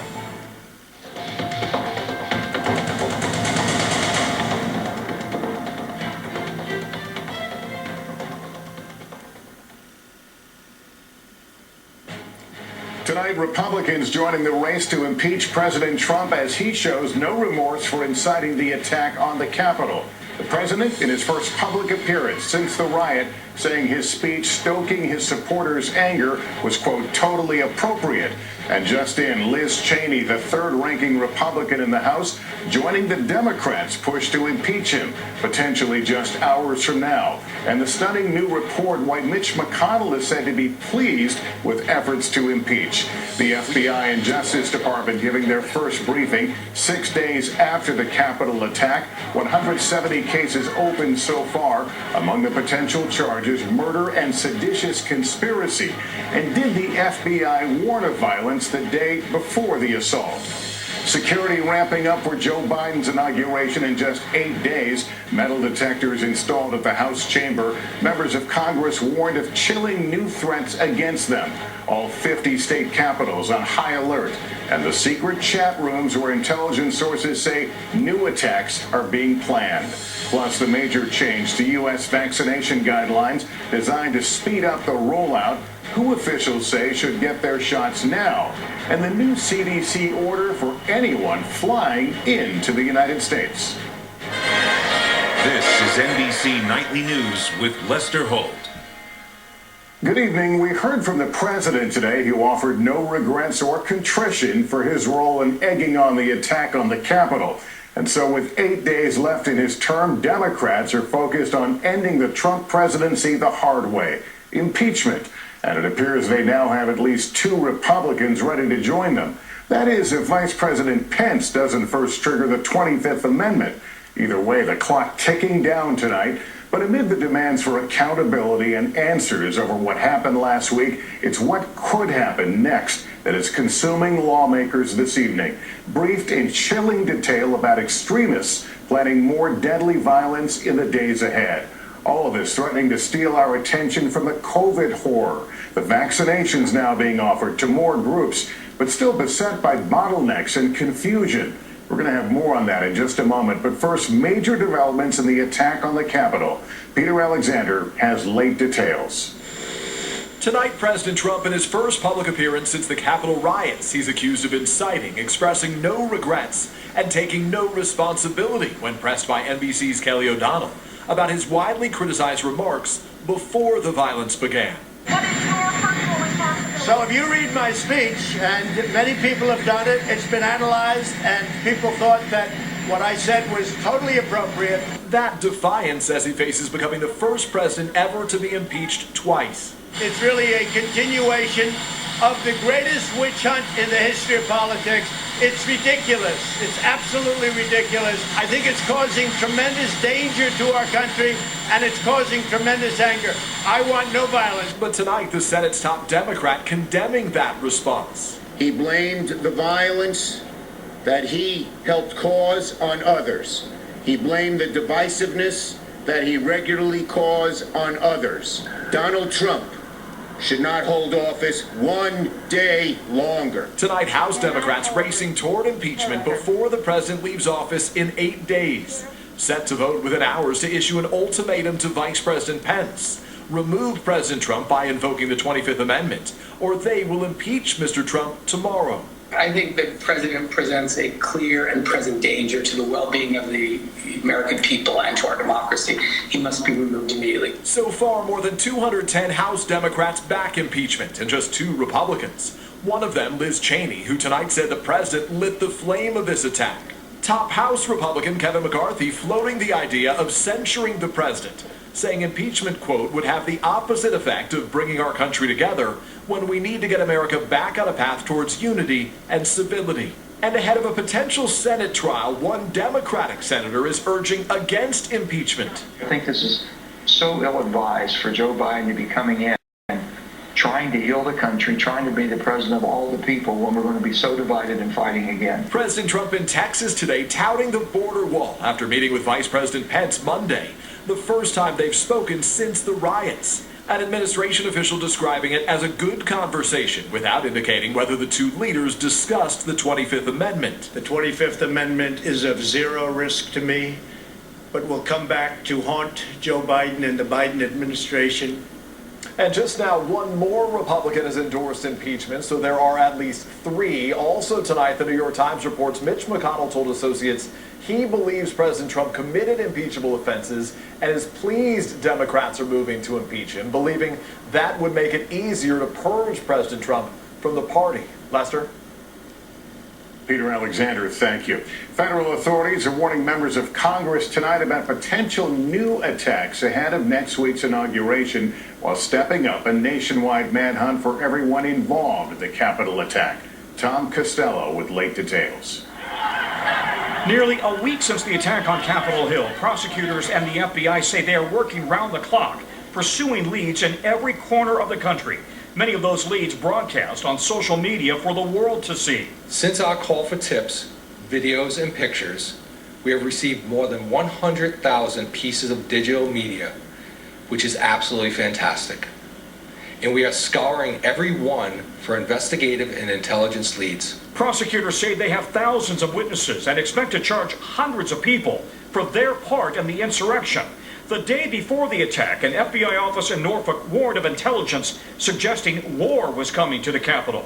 The FBI says that intelligence was shared with federal and local partners in D.C. And tonight, Capitol Police are warning members of Congress of new violent threats against them described as chilling. Intelligence sources tell NBC News right-wing extremists and white supremacists are using encrypted internet chat rooms to plan future attacks, even sharing a U.S. Army field manual with calls to shoot politicians and encourage armed struggle. We were told about specific numbers of people who intend to come here armed with weapons on specific dates at specific times and for specific reasons, including justice for the woman that was killed last week. In their words, justice or vengeance. Former FBI Assistant Director of the Criminal Division, Tim Gallagher. This is a challenge. Like, if you can't get at their communications, how are you going to mitigate what's going on? Well, there's other ways that law enforcement are doing it, but believe me, they're on it. Tonight, 8 days before President-elect Biden's inauguration, the streets surrounding the Capitol resemble an armed camp. 9-foot-high perimeter fencing, metal detectors in the House chambers, police and National Guard troops, thousands more expected within days. Meanwhile, the FBI is still looking for the suspect who placed live pipe bombs at the DNC and the RNC the day before the attack. And they've now arrested this man, photographed wearing furs, a police vest, and carrying a shield during the attack. Aaron Mostovsky is the son of a Brooklyn judge. And Tom, I know there's also a push to add some of those rioters to the airline's do not fly list. Where does that stand? Yeah, the FBI actually creates that list based on the terror watch list. But tonight the FBI says it's considering adding the Capitol Hill attackers to the no-fly list as well. All right, Tom, thanks. Let me swing over to Pete Williams now about the sweep of this investigation. Pete, some very serious criminal charges now being considered here. Yes, Lester, and federal prosecutors say tonight they've opened more than 170 cases so far, a number that's likely to grow much bigger in the coming days. The potential charges: simple trespass, theft of mail, digital devices, and classified information, assault on police officers, and murder. But they're also considering a charge of seditious conspiracy, meaning opposing the government by force. That carries a 20-year maximum sentence. The FBI is also looking at whether the rioters had a leader and if they intended to take members of Congress hostage, Lester. Everything about this is chilling. All right, Pete, thanks. The FBI is also warning of potentially violent protests at state capitals nationwide. Gabe Gutierrez is in Michigan for us tonight. Tonight, state capitals across the country are on alert. From Wisconsin to Texas to Washington State, more officers on patrol in Michigan. Do you think that what... Dakota News Now. Bob Mudd thinks finding enough workers shouldn't be a problem because along with attracting new companies, controversy and questioning and so forth is, I think, very problematic for the country. This is not going to be good. This is not going to be good for the country whether you're in favor of removing the president from office or not. And remember, he's not going to be removed from office, and if this does happen, until he's out of office. And that gets to be a real question as to whether or not the impeachment power, ends when the president leaves office. We've never had this done before with the president. We've had it happen with a member of a president's cabinet under Ulysses S. Grant. The Secretary of War was impeached after he left office. But then he was acquitted by the Senate, and in part because he was already gone, disgraced and gone. So I agree with the professor. This is unseemly, and however it goes forward, it's not going to be good for the country. On a more specific legal question, before I let you go, Jonathan Turley, there was a story today talking about how they were discussing the potential for civil charges or civil cases to be brought against the president. And, some of the tape that we've seen now, the videotape that we've seen of these, it's horrific to watch, of these Capitol police officers being dragged through the crowd and beaten over the head with sticks, and meanwhile, people are chanting, "Hang Vice President Pence," right? So when you look at the damage that was done and the deaths that happened in this situation, is there, do you think, some kind of civil liability? One of the lines that said they explained it to the president by saying, it's like OJ in terms of civil liabilities that came later. Well, this civil liability has the benefit of having a lower standard of proof. So you can just have proof by preponderance of the evidence, not by beyond a reasonable doubt. So that's a big difference. But we still don't know a lot of things. That's part of the problem with the snap impeachment. We don't know what Trump knew, what Trump said, what Trump did in the Oval Office. One of the reasons I believe that it's clear that there's a case for condemnation and a censure, and there may be a basis for impeachment, is that we still just need to know some of those facts. But there's clearly a basis for condemnation. I agree entirely with Carl. I was really livid watching this unfold and not hearing from the president. There may be culpability there, but I got to tell you, honestly, I think it would be very hard to establish. I mean, I know that it would be there's a certain cathartic aspect to saying, well, at least there'll be some civil liability, but I don't want to give people the wrong idea. I think both on the criminal and civil side, thus far, it'd be very difficult to establish liability or guilt. Great point. Great points on both sides. Thank you very much to both Jonathan Turley, Karl Rove. Great to see you tonight. Thank you, gentlemen. Thank you. A lot going on. So along with the rioters, thousands of decent Americans, some with their families, they showed up at this Capitol Hill event on the Ellipse. They expected a peaceful gathering and a speech from the president. Now, some of them fear that their presence could make them targets and that they could be canceled for their politics. Bill McGurn wrote about them today and about so many others in the Wall Street Journal. He and Ari Fleischer join us after this.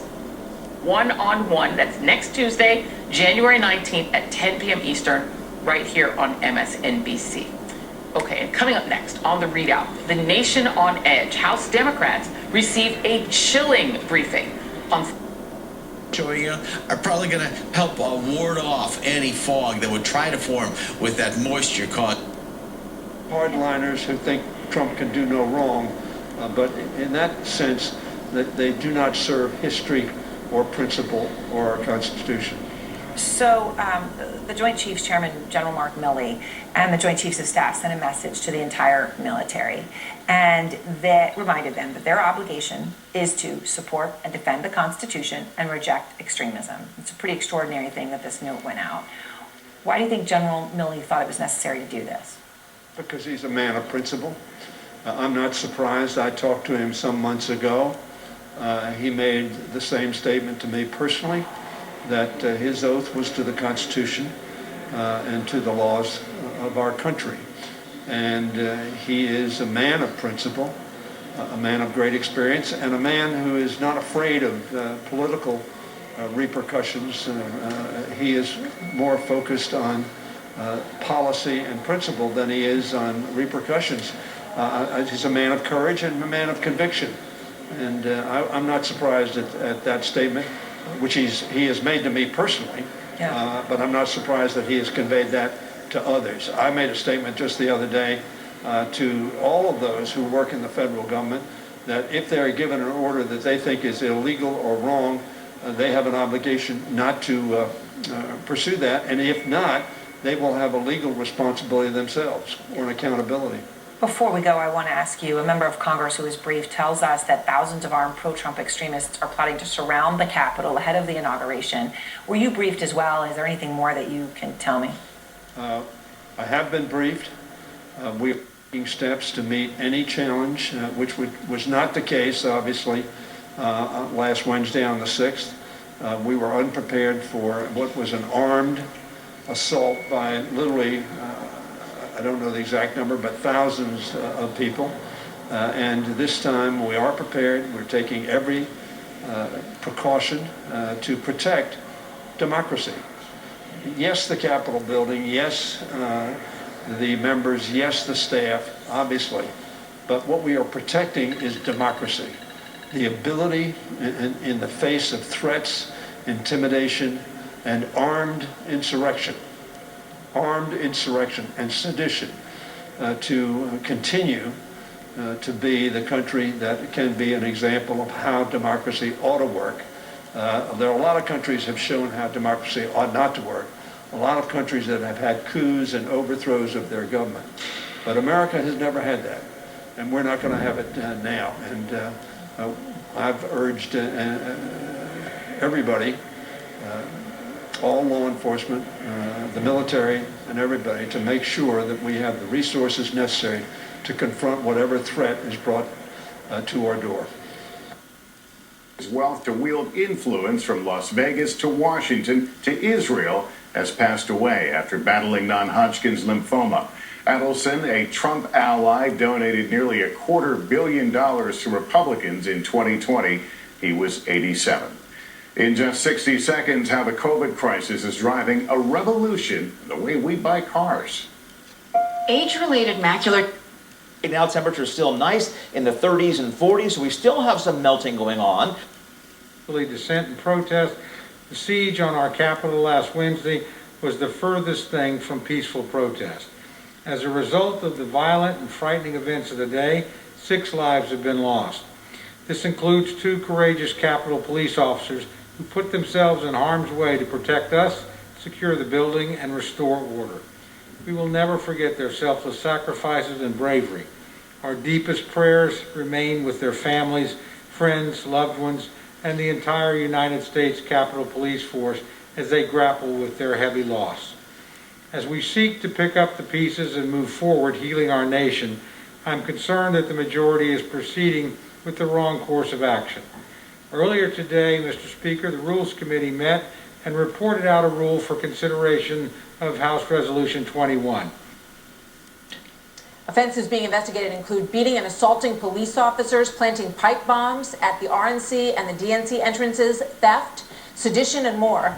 While this continued threat is obviously chilling for all law-abiding Americans, another different kind of threat is underway to limit constitutional freedoms, job opportunities, even education or travel for some Americans, and that is chilling on a whole different level as well. Consider this from Bill McGurn, who speaks of the families that he knows who went to the ellipse that day to hear the president speak. Quote, they are decent, ordinary Americans who didn't enter the Capitol and wouldn't dream of disobeying a police officer. They are now terrified that they will be doxxed or perhaps fired from their jobs if it gets out they were in Washington for the rally. Listen to this from House Homeland Security Chair Benny Thompson to mark Senators Cruz and Hawley as domestic terrorists and prevent them from flying. If these folk are found liable, should they be on a no-fly list? Well, there's no question about it. Or this editorial in Forbes magazine, which calls for banning these people from job opportunities who worked in the Trump administration. So let's bring in the aforementioned Bill McGurn, Wall Street Journal editorial board, and Ari Fleischer. We're going to work on getting Bill back, but we've got Ari Fleischer, former White House press secretary and Fox News contributor. Ari, great to have you here. You know, I think that Bill's piece, and I hope we get him back in a moment, but I think that his piece really highlights the big question about all of those people in America who supported so many things that President Trump talked about and that he acted on, a safer border, patriotism, you know, a firmer stance in our defense against China, all of that. Things that they care about, bringing manufacturing back home, and now they feel like they're getting swept in with these people who are would-be criminals that are being sought by the FBI.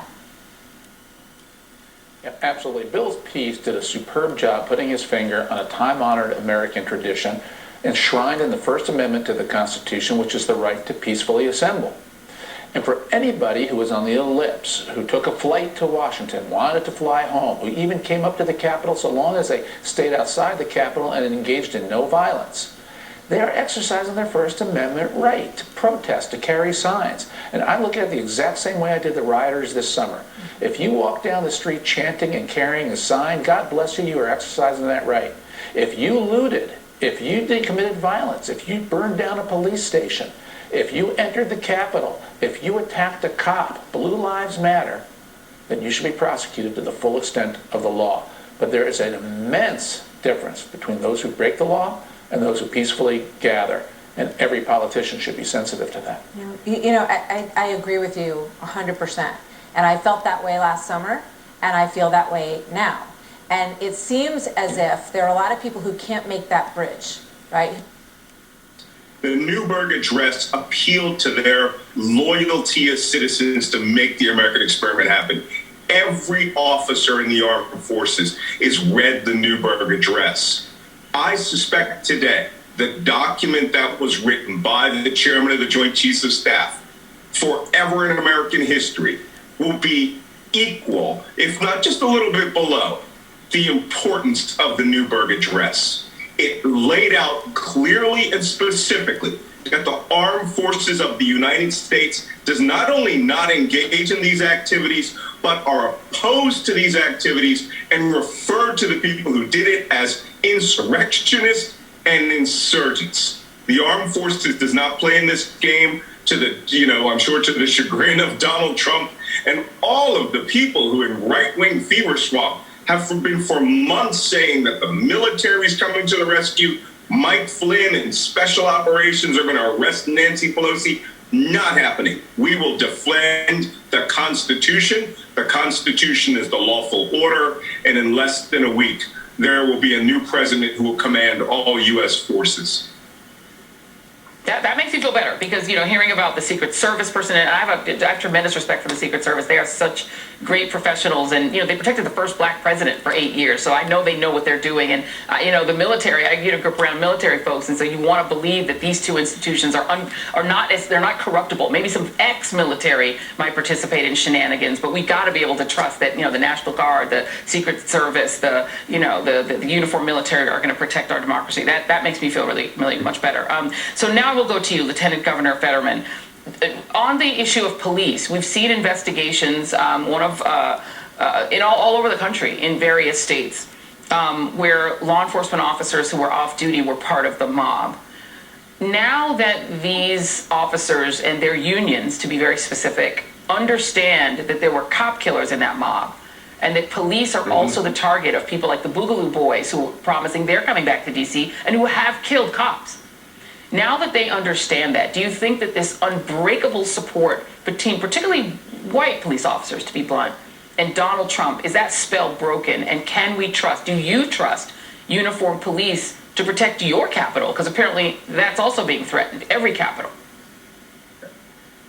I do very much. And this idea, I think everybody, certainly by far and above the threshold of a critical mass, was horrified what they saw on January 6th. I do. And I don't think, anyone's tolerance or margin for any kind of insurrection or any kind of movement in that direction is going to be tolerated. I think everything's going to be on the lockdown. They're going to expect the most extreme kind of attempt. And I don't think it's going to really amount to much of anything. I do not believe that if there are any sympathizers at this point, they are a tiny, tiny, tiny minority of them. And I do not suspect they are going to align themselves with a fringe organization that has just demonstrated that they are willing to kill members of law enforcement in order to try to advance all of this, which is entirely predicated on a lie that the election was stolen, that everyone from the president on down knows wasn't. So that is good to hear as well. So this brings me to you, Joyce, because we had some failures of imagination. I think one of the main failures of imagination was that you had people, it seems to me, from the FBI down to the Capitol Police, could not imagine that groups of white Trump supporters, of white conservatives, could ever be dangerous, that they're just not dangerous by default because these are groups of white people. They presume all sorts of stuff when it's Black Lives Matter groups that are coming, but they presume these people to be peaceful, even when they were saying, no, we're not peaceful. We're having reports today that FBI had reports that there was going to be war. Then FBI office in Virginia issued an explicit internal warning that extremists were preparing to travel to Washington to commit violence and war. That's an internal document that we're getting from the FBI. That was ignored. And I ask you whether or not we can trust the agencies that have been denuded by Donald Trump for the last 4 years to do their job. We know that, in the post 9/11 era, Muslims were viciously surveilled. There was a settlement because mosques were surveilled in Iraq. These were American Muslims who were surveilled relentlessly. Anti-war people during the Iraq War were relentlessly surveilled, relentlessly infiltrated by the FBI. People who were knitting peace blankets were surveilled. So when it's anti-war and when it's Muslims, they go in. Do you trust the current Department of Justice to go in now, ahead of the 20th? I do. I trust the leadership in law enforcement, and I trust the career people to get this right. Look, Joy, everything that you're saying confirms what we know, that leadership really matters, and that Donald Trump was a wholly deficient leader. We don't have to look any further than the fact that he perverted intelligence, which depends in the law enforcement sense on getting the facts and using the facts to assess the risk. And because the risk posed by white supremacist organizations did not fit into Donald Trump's preconceived notions of America, law enforcement and DHS and some of the other agencies lost funding, and they were essentially forced to relinquish that part of their operation. But we know that work survived. We see it in the intelligence bulletin from the Norfolk FBI office. We see it from other agencies that fought to put forward this information. Now that we've gotten past Wednesday's events and people are looking at risk in a little bit clear-eyed of a way, I think that we can have comfort that this work will return to normal, that it will be done in the way it needs to be done, based on facts and not bias. Associates or intestines and serious allergic with more the tender. And dozens injured. It was a stain on our nation and our democracy. They beat police officers. They murdered a police officer. They planted pipe bombs, they brandished weapons, and they left our nation shocked and mourning. Just as this Congress returned mirrors after this insurrection to certify the lawful results of the 2020 presidential election, we stand here today prepared to take firm, decisive, and necessary action to restore our country.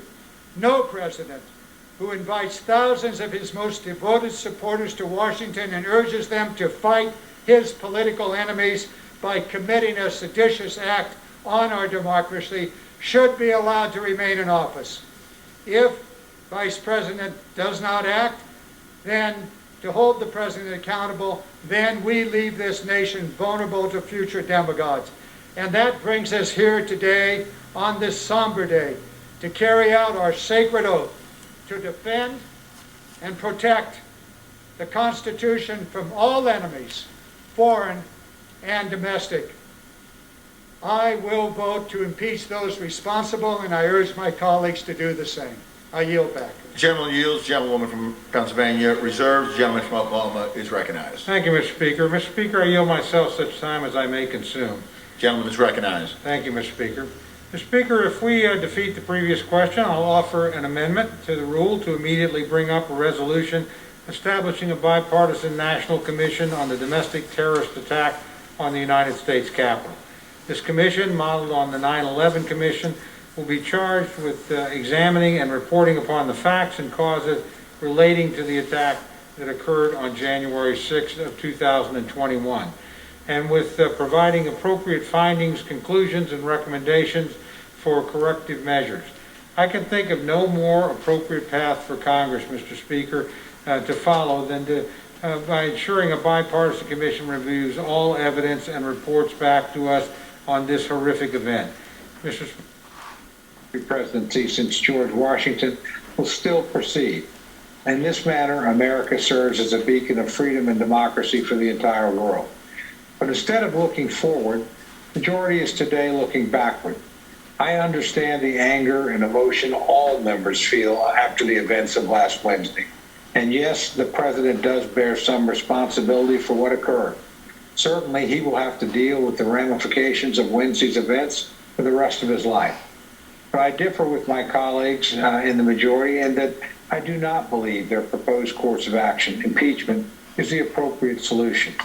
I can think of no action the House can take that is more likely to further divide the American people than by putting the country through the trauma of another impeachment. As I speak today, we're just 8 days from the end of President Trump's term of office. Next week, President-elect Biden will take the oath of office as the President of the United States.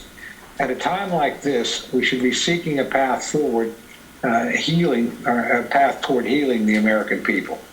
But instead, the majority is rushing to judgment without due process. The reason for this is clear. We are just 8 days to the end of President Trump's term. But in rushing to impeach the president before he leaves office, the majority is abrogating the procedural considerations that have been the hallmark of every modern impeachment proceeding except this one. In moving ahead now, the majority is foregoing an investigation, committee hearings, fact witnesses, and expert witnesses. They are foregoing an opportunity for members to ask questions, to review the evidence, to hear new pieces of evidence, and to consult with experts on impeachment and the Constitution. And they are foregoing an opportunity for the president, as accused, to be heard, not because his reckless words are deserving of a defense, but because the president itself demands due process in impeachment proceedings. Failing to utilize the historical and constitutional process we have used in the past And rushing to the floor makes this what Professor Jonathan Turley calls a, quote, dangerous snap impeachment, unquote. A snap impeachment without due process and without due consideration will not help bring the American people together, as our focus should be, and it is a great disservice to the institution and to the country. But to make matters worse, a snap impeachment like this also does not give members the opportunity to appropriately consider this course of action and put it into context. I know the majority believes the case for the impeachment is obvious, but I'm not convinced that is true, and I know a large number of members who feel as I do. They don't make a hammer, a widget, a car, a product that you buy. You're the product, your data is the product, and they sell it. So they need to make sure they protect that. And when you look at Twitter, it was a one-day drop, but on the NASDAQ, they went down 6.41%. We'll see if that trend continues over time. To New York. Don't miss it. 7 of them are transit police officers from Philadelphia. That's certainly a person's right to participate in a First Amendment activity, but it's not a right to attack the Capitol. So we'll see what the investigation brings forth. What experts have seen has them worried there may be larger numbers of well-trained current or former law enforcement and military in the crowds. What we're seeing again and again is men and some women with a military bearing who are wearing the right gear, carrying it right in the right ways. And this really concerns me.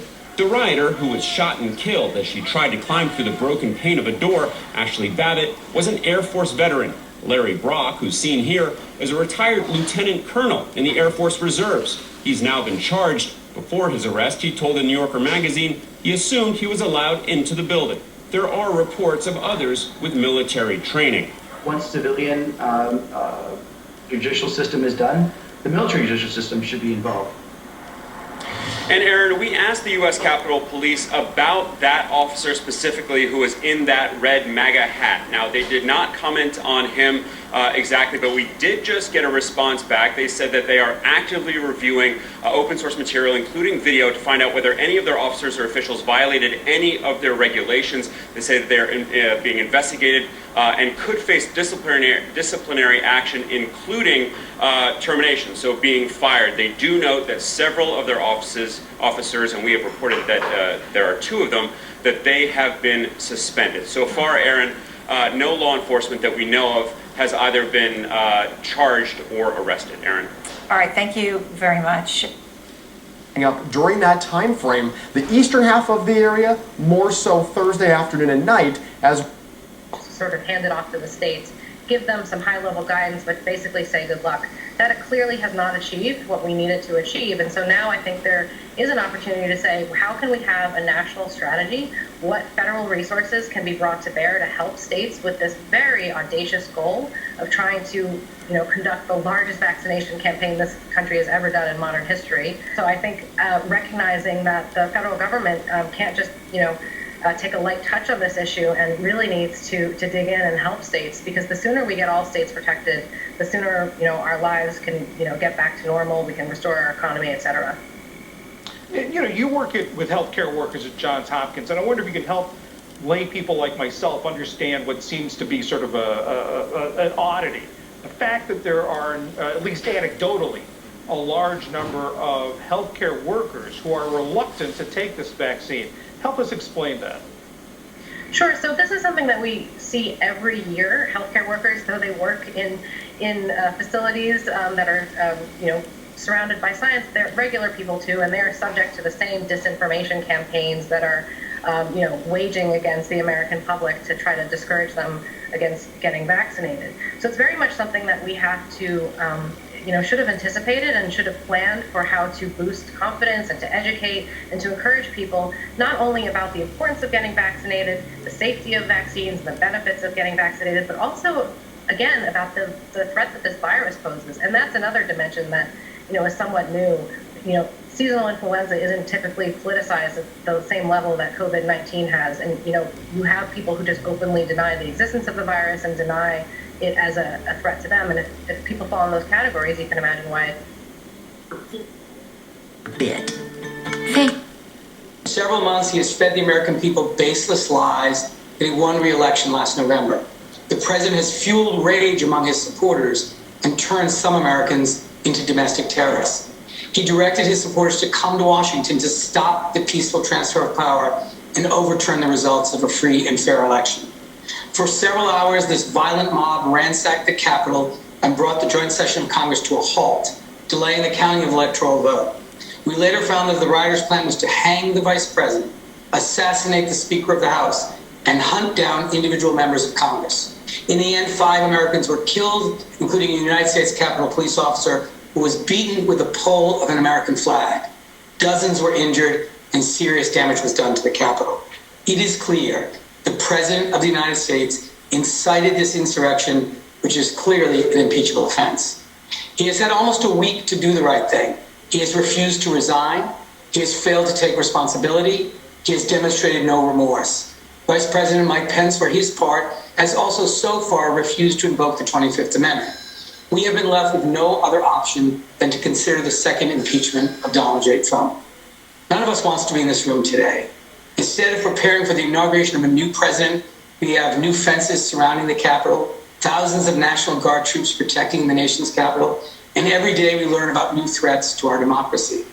That is why today, with the support of 217 of our colleagues, I have the solemn responsibility to present for your consideration House Resolution 24 and the accompanying report relating to the impeachment of Donald John Trump, President of the United States, for high crimes and misdemeanors. We must act now to remove President Trump from office. For a moment, let's go back to the events of the morning of Wednesday, January 6th. Pursuant to the 12th Amendment of the United States Constitution, the Vice President of the United States, House of Representatives, and the Senate prepared to gather at the United States Capitol for a joint session of Congress to count the votes of the Electoral College. This is the moment when hundreds of millions of votes are counted and the peaceful transition of power begins. This is a sacred ritual of our democracy. Less than 2 miles away at the Ellipse, a different gathering was underway.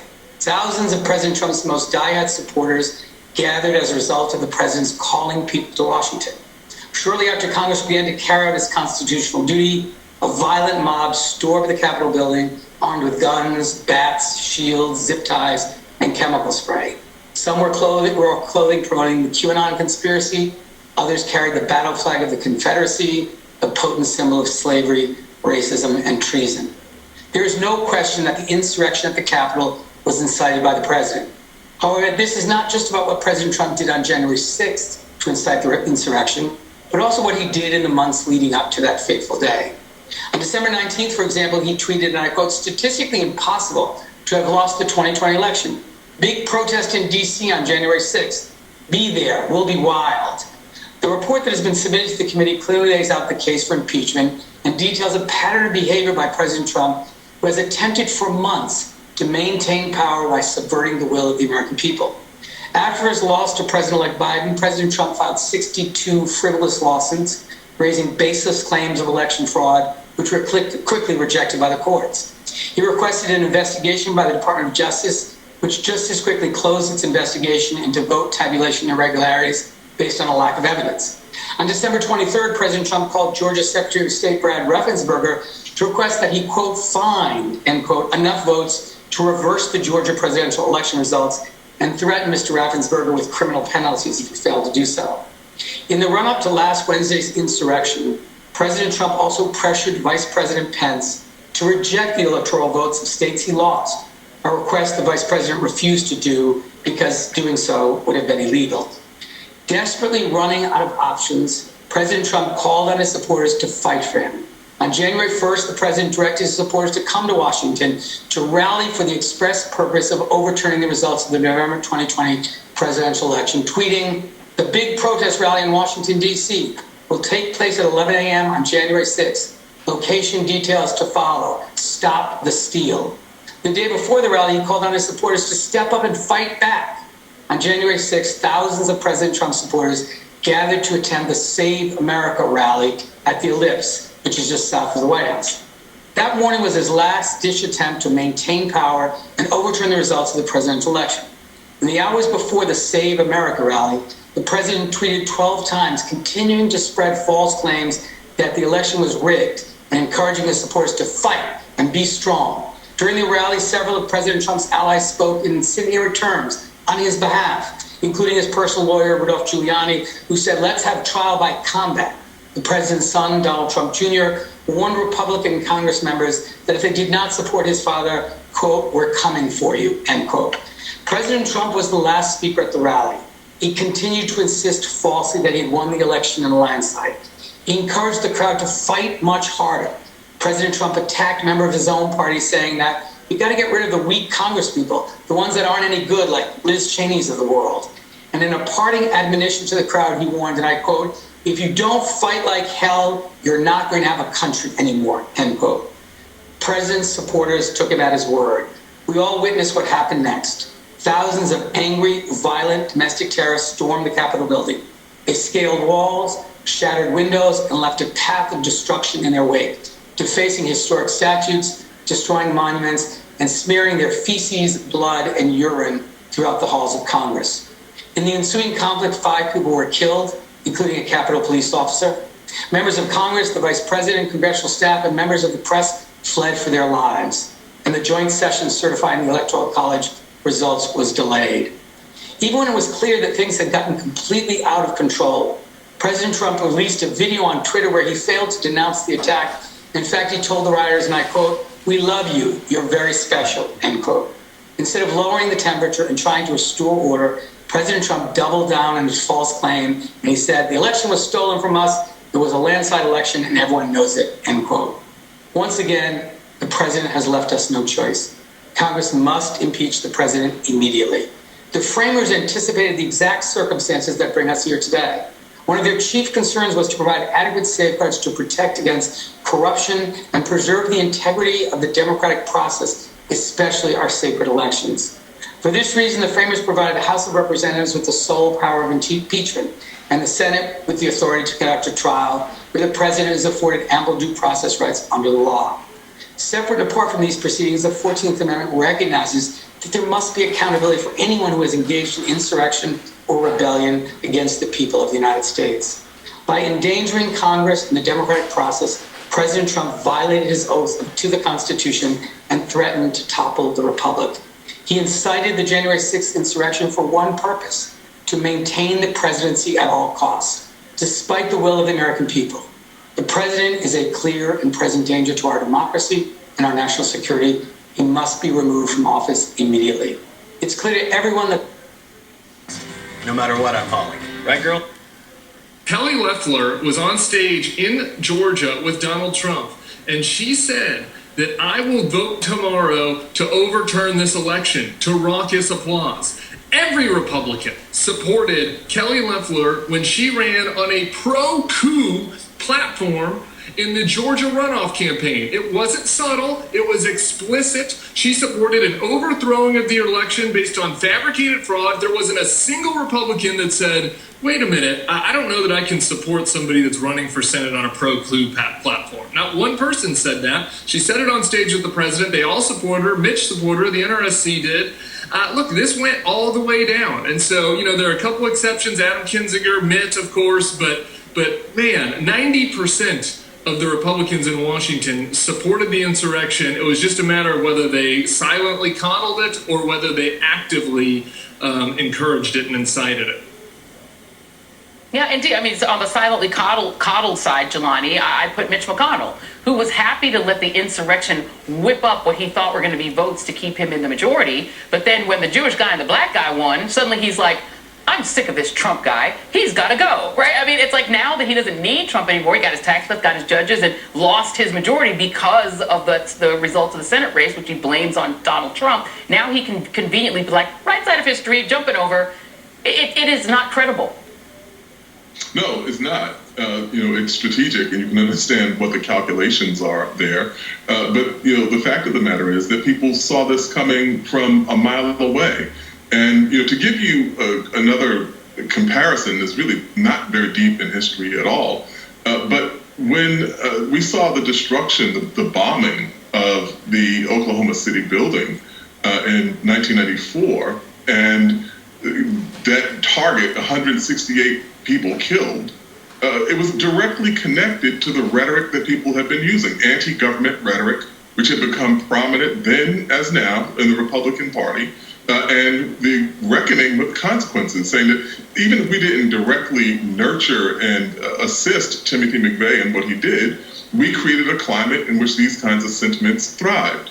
And people seem to have lost that message. They forgot that that happened, and we find ourselves a generation later right back in that same sort of situation. Well, and I wonder if, you know, the only incentive, Tim, that pulls Republicans out of it, or the main incentives, are electoral, if they realize there's no base for it. But there obviously is a huge electoral base for it. Let's just be honest, unfortunately. Yeah. But the other one being money. I mean, you have Donald Trump losing his, you know, his precious open, that's going away. You've got major companies like JP Morgan Chase and Microsoft and Blue Cross and everybody jumping off the ship of the Republican Party. Rick Scott has no idea how he's going to raise money as the head of the Republican Senate committee that's supposed to raise money. At the end of the day, do corporations actually have more ability to reform the Republican Party than any Republican? Yeah, hey, one cheer for corporate America here on MSNBC. Maybe they've had to step in because the government and the Republican Party has failed, Joy. So I'll give you the bad news first. As far as the political incentives, they're going to remain to stay with President Trump. This has been a bottom-up thing. The mob, the MAGA mob, has been the tail wagging the dog for the last 5 years, and these senators and these House members respond to their support, their voters, and their voters are going to want them to stand with Donald Trump by a clear majority, despite the fact that he attempted a coup. So in order to get them to act, it's going to have to be political pressure from D.C. It's going to have to be, hopefully, even more information about how complicit Donald Trump was sitting in that White House as this attack came out that discussed them. And thanks to not just the corporations pulling out money, but the deplatforming from big tech finally doing the right thing, Donald Trump can't intimidate them right now over Twitter like he's been able to do for the last 4 years. So, look, I don't want to be, Lucy with the football here on Republicans doing the right thing, but if they do, it's going to be because of that kind of pressure, not the bottom-up pressure from voters. Oh, I 100% agree with you. Matt, doctors, you're also... According to our Open Meetings Act, it has to be accessible and open to the public. And so if you're going to not have any sort of checks on whether or not people are bringing in bombs or people are bringing in guns, I think you're really leaving our lawmakers susceptible and they're sitting ducks. I mean, it's just an unbelievable thing to say that they're sitting ducks. So when you say ground zero, I mean, people obviously, I hope everyone watching remembers the threats, the death threats, the kidnapping threats against your governor, Gretchen Whitmer, and then the armed protesters who entered the Michigan Capitol to protest coronavirus restrictions, right, during some of the lockdown in April. You had last month armed protesters gathering around the home of the Secretary of State in your state. Do you think all of this was just a prelude to what we saw in the nation's capital last week? Yeah, I think it's safe to call it a dry run.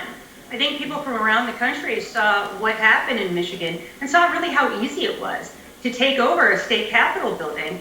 We're very lucky that there wasn't a mass shooting of some sort or some other sort of incident, because we know that these same organizations that actually occupied the state capitol last April were the same individuals, many of them, who were involved in this plot to kidnap and to execute the governor, and that one of their alternative plans was to take over the state capitol and to either have a bombing or to take hostages and then start executing people at the state capitol. So what's to prevent that from happening this time if you're going to allow the public to come in, as law would dictate, but you have no means to know what they're bringing in with them? And I would remind people that when you're talking about allowing concealed weapons, the Virginia Tech shooting, which was, in 2007, I mean, that individual had only 2 semi-automatic pistols on him, and he still managed to kill 32 people in a short period of time. So banning long guns is not the solution. It doesn't mean we're not going to have a massacre in Lansing. Attorney General, thank you. Hope people hear those calls and those warnings.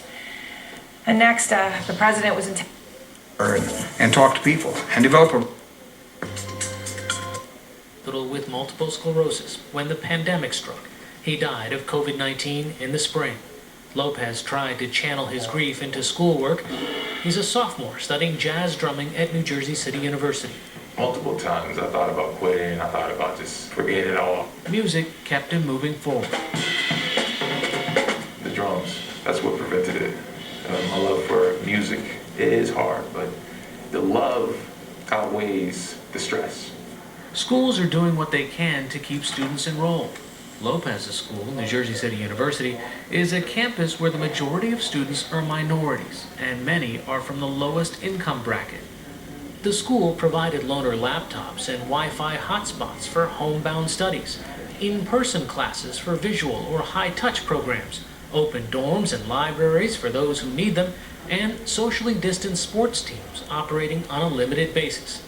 But in a year like this, it hasn't always been enough, says Jody Bailey, the school's Associate Vice President of Student Affairs. Some students have simply disappeared.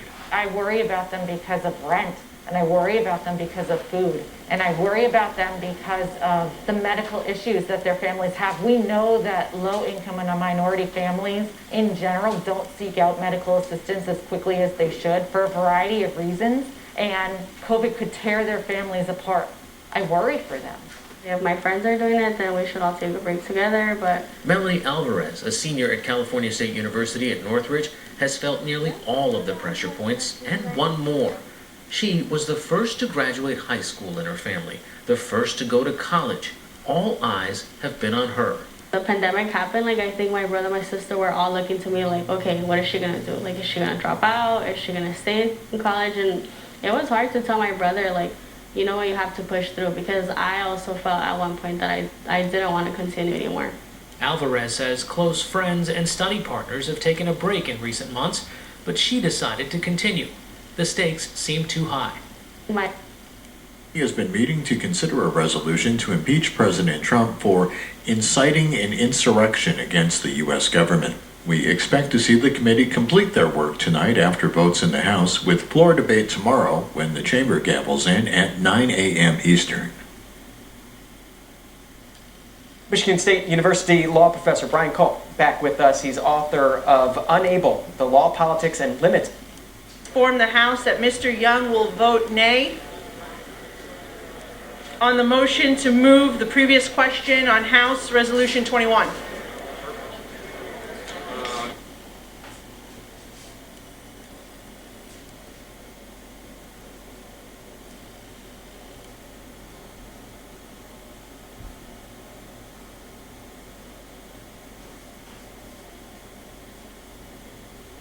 Does the gentlewoman from Connecticut rise? As the member designated by Ms. Wilson pursuant to H.Res. 965, I inform the House that Ms. Wilson will vote yes on ordering the previous question.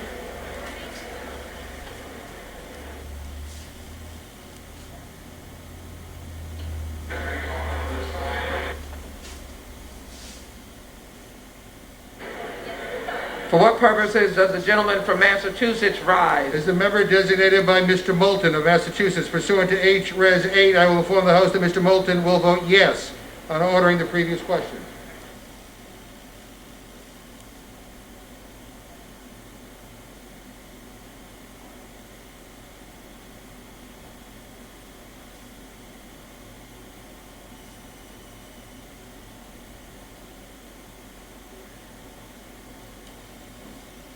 We made you dinner. Oh. You feeling? Joy, thanks. It's good to be here. I'm happy to report that so far I'm asymptomatic, but I am really angry at the fact that so many of my colleagues were put at risk, and so now 3 of us have been diagnosed as positive, and I'm just praying for a full and fast recovery for all my colleagues and for everyone in the country dealing with this. You have every reason to be angry. All 3 of you do. One of the 3 of you is a cancer survivor. It was completely, not your fault. And I want to read a little bit from Leanne Caldwell, one of our reporters, has this reporting on one of your colleagues, and his name is Representative Mike Kelly. It says, in a safe room for House members, Representative Annie Custer tells me she asked Representative Mike Kelly to put on a mask. He refused and said, "I can't breathe," which in and of itself is something. Kelly's spokesman denies the exchange happened, but adds the risk to others is minimal because he claims he has antibodies from a March diagnosis. And I will note that NBC's are reporting is that you need to wear a mask even if you have antibodies because there is no science confirming that you are not able to spread it. Did you get the sense that the Republicans in the room with you just didn't care about COVID, didn't believe COVID is real, or in a sense felt they had a right to spread COVID if they had it?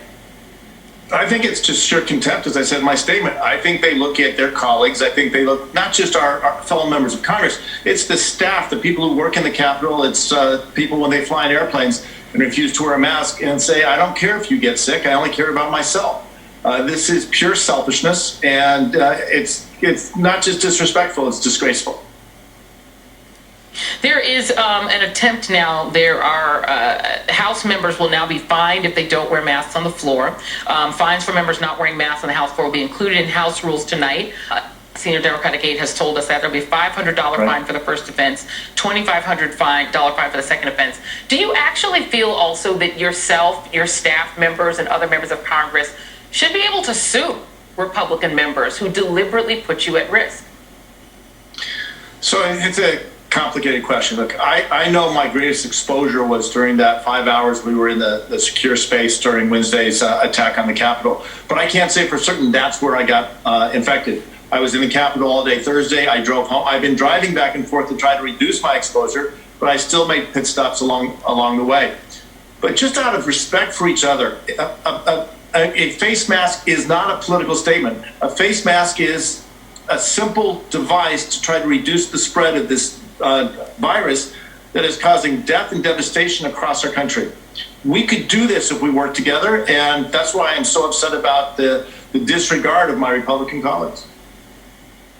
We know that nationwide there are now 22.8 million Americans who have COVID, that along with yourself. There have been 379,000 people who have passed away. And we know that Washington, D.C. is now reeling from a new outbreak in the wake of the riot. Are you concerned that we're not going to be able to get this virus under control, even with vaccines, because of the attitudes of people like your Republican colleagues? I'm very concerned. First, everyone should take a vaccine. I had my first dose of the vaccine on Monday the 4th. I was exposed on most likely the 6th, and the vaccine doesn't take effect for a couple weeks, unfortunately. But everyone has to take a vaccine. But if we don't get people vaccinated fast enough that this disease spreads at such a rate, and you mentioned 22 million people infected today, 2 weeks ago it was less than 20 million people. And the faster it spreads, the more people will get sick, the more people will die. And if we just work together, if we wear our masks, if we wash our hands, if we keep our distance, if we get vaccines out in a structured way, and we work as one nation, not Republicans or Democrats, city or rural, we have to work as one nation to get it done. Yeah, absolutely. Congressman Brad Schneider, wishing you the best, Pramila Jayapal, as well as Bonnie Watson-Coleman. Thank you all very much. Thank you so much. Feel better. That is tonight's readout. All in with Chris Hayes starts now. Good evening. If you've been wondering what it would be like when the plug is finally pulled on Donald Trump, well, that certainly hasn't happened yet, but more Republicans seem willing to at least consider it. With House Democrats preparing an ultimatum before tomorrow's impeachment vote, Republicans have started getting on board. Some, including possibly the leader of the Senate, Mitch McConnell, and a leading light of the House, Congresswoman Liz Cheney of Wyoming. Remember, it was just yesterday that House Republican leader Kevin McCarthy was telling his members that the president had indeed shouldered some of the blame for the insurrection he incited. Well, tonight, the Republican leadership is telling members to vote their conscience on the impeachment, and today the president gave them good reason to by making a mockery of Congressman McCarthy's faith in him. What is your role in what happened at the Capitol? What is your personal responsibility? So if you read my speech, and many people have done it, and I've seen it both in the papers and in the media, on television, it's been analyzed, and people thought that what I said was totally appropriate. They've analyzed my speech and my words and my final paragraph, my final sentence, and everybody to the T thought it was totally appropriate. Because, of course, why wouldn't he say that? Of course he would not take responsibility, just as he took no responsibility. Human rights and the principles of the hashtag open internet. Access to information and freedom of expression, including the public conversation on Twitter, is never more important than during the democratic processes, particularly elections. End quote. So marinate in that a bit. Just let it sink in. Twitter is reminding the Ugandan people that censorship is immoral. Sorry, Ugandans, you're not allowed to silence other people's Twitter accounts, especially in the run-up to an election. You just can't do that. Offenses. And that he is pleased that Democrats are moving to impeach him, believing that it will make it easier to purge him from the party. If this is true, and there's good reason to believe it is a very, very big deal. No single person can do more to evict or help Donald Trump than Mitch McConnell.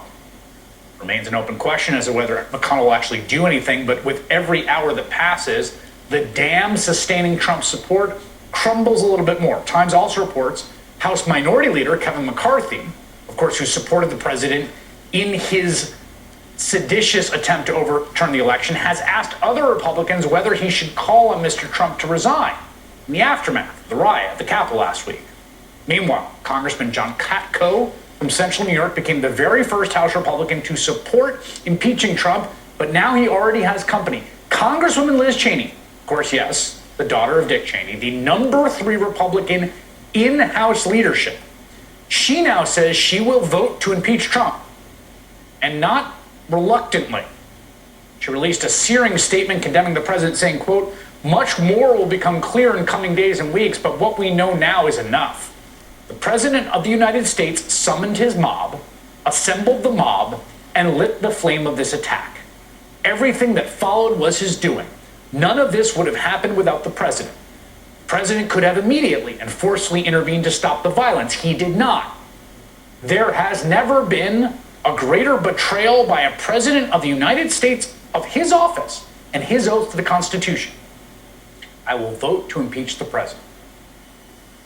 Foundation of all that we have in this country. Without the absolute right to say what you believe, you are not a citizen. You are not even fully human. You are a serf. Glenn Greenwald is a lifelong man of the left. He did not vote for Donald Trump. He opposed, in fact, many of Donald Trump's policies. But above all, Glenn Greenwald is a defender of the principles of the Enlightenment, and he is unyielding in that. Election, his encouragement. We're looking at significant felony cases tied to sedition and conspiracy. Devices were involved. As people know through news reports, there were pipe bombs found outside the Capitol. In addition to that, we've also focused on an emphasis on assaults and batteries on police officers, both federal officers and local MPD officers that were assaulted. Assault and battery on police officers. And just to be perfectly clear, this was carried out by people carrying Trump flags, wearing Trump caps and T-shirts, whipped into a frenzy by the president and others at that Trump rally. This was his followers beating police officers, not showing respect for them, menacing them, cornering them, hunting them, trampling them, and beating them, and as we said, murdering one. The president knows this. Yet according to the reporting in the Washington Post, he could not even respond to pleas for help from trapped lawmakers because he was too busy watching it all on TV. He was glued to the tube. Quoting the Washington Post reporting, quote, "He was hard to reach, and you know why? Because it was live TV," said one close Trump advisor. "If it's TiVo, he just hits pause and takes the calls. If it's live TV, he watches it." And he was just watching it all unfold. Watching an attack on democracy. Watching people hunt the halls of Congress for his loyal Vice President Mike Pence, hoping to hang him.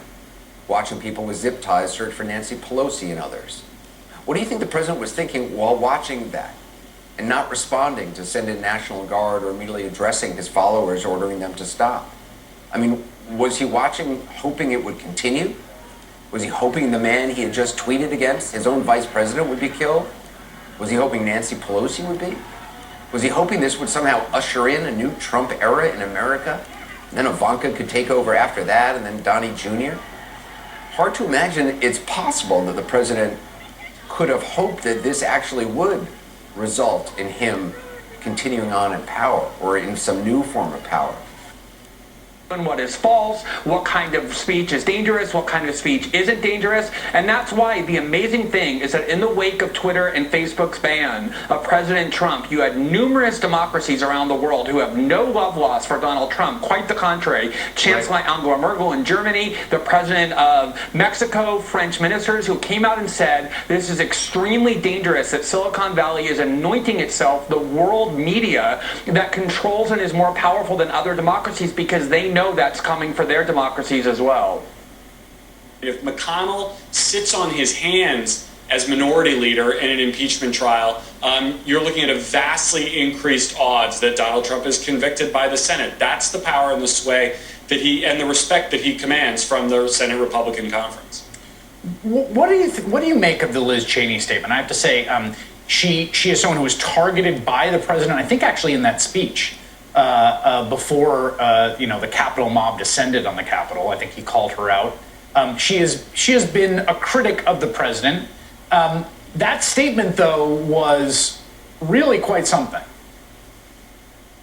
Scathing. I mean, this was not a sort of CYA, I'm going to make this political choice here, but I'm going to hedge it kind of statement. I mean, Cheney's statement was incredibly powerful in distancing herself from the president and calling his behavior totally unacceptable, unconstitutional, un-American, take your pick.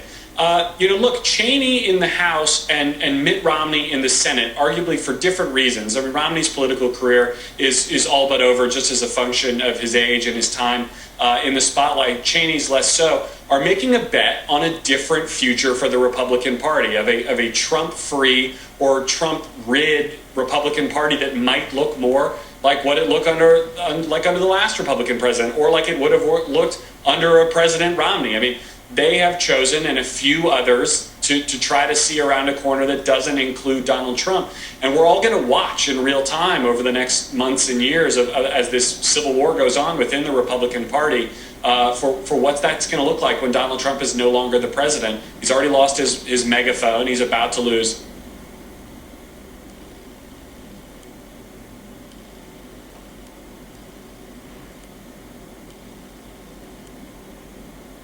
For what purposes does the gentlewoman from New York rise?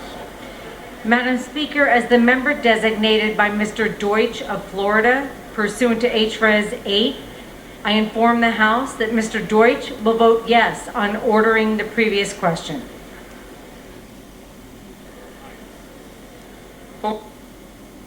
It's hard to imagine in Congress, the Senate may be one thing, but in Congress, in the House, you have all these Republicans who, even after the attacks, still stood up to contest the results of the election.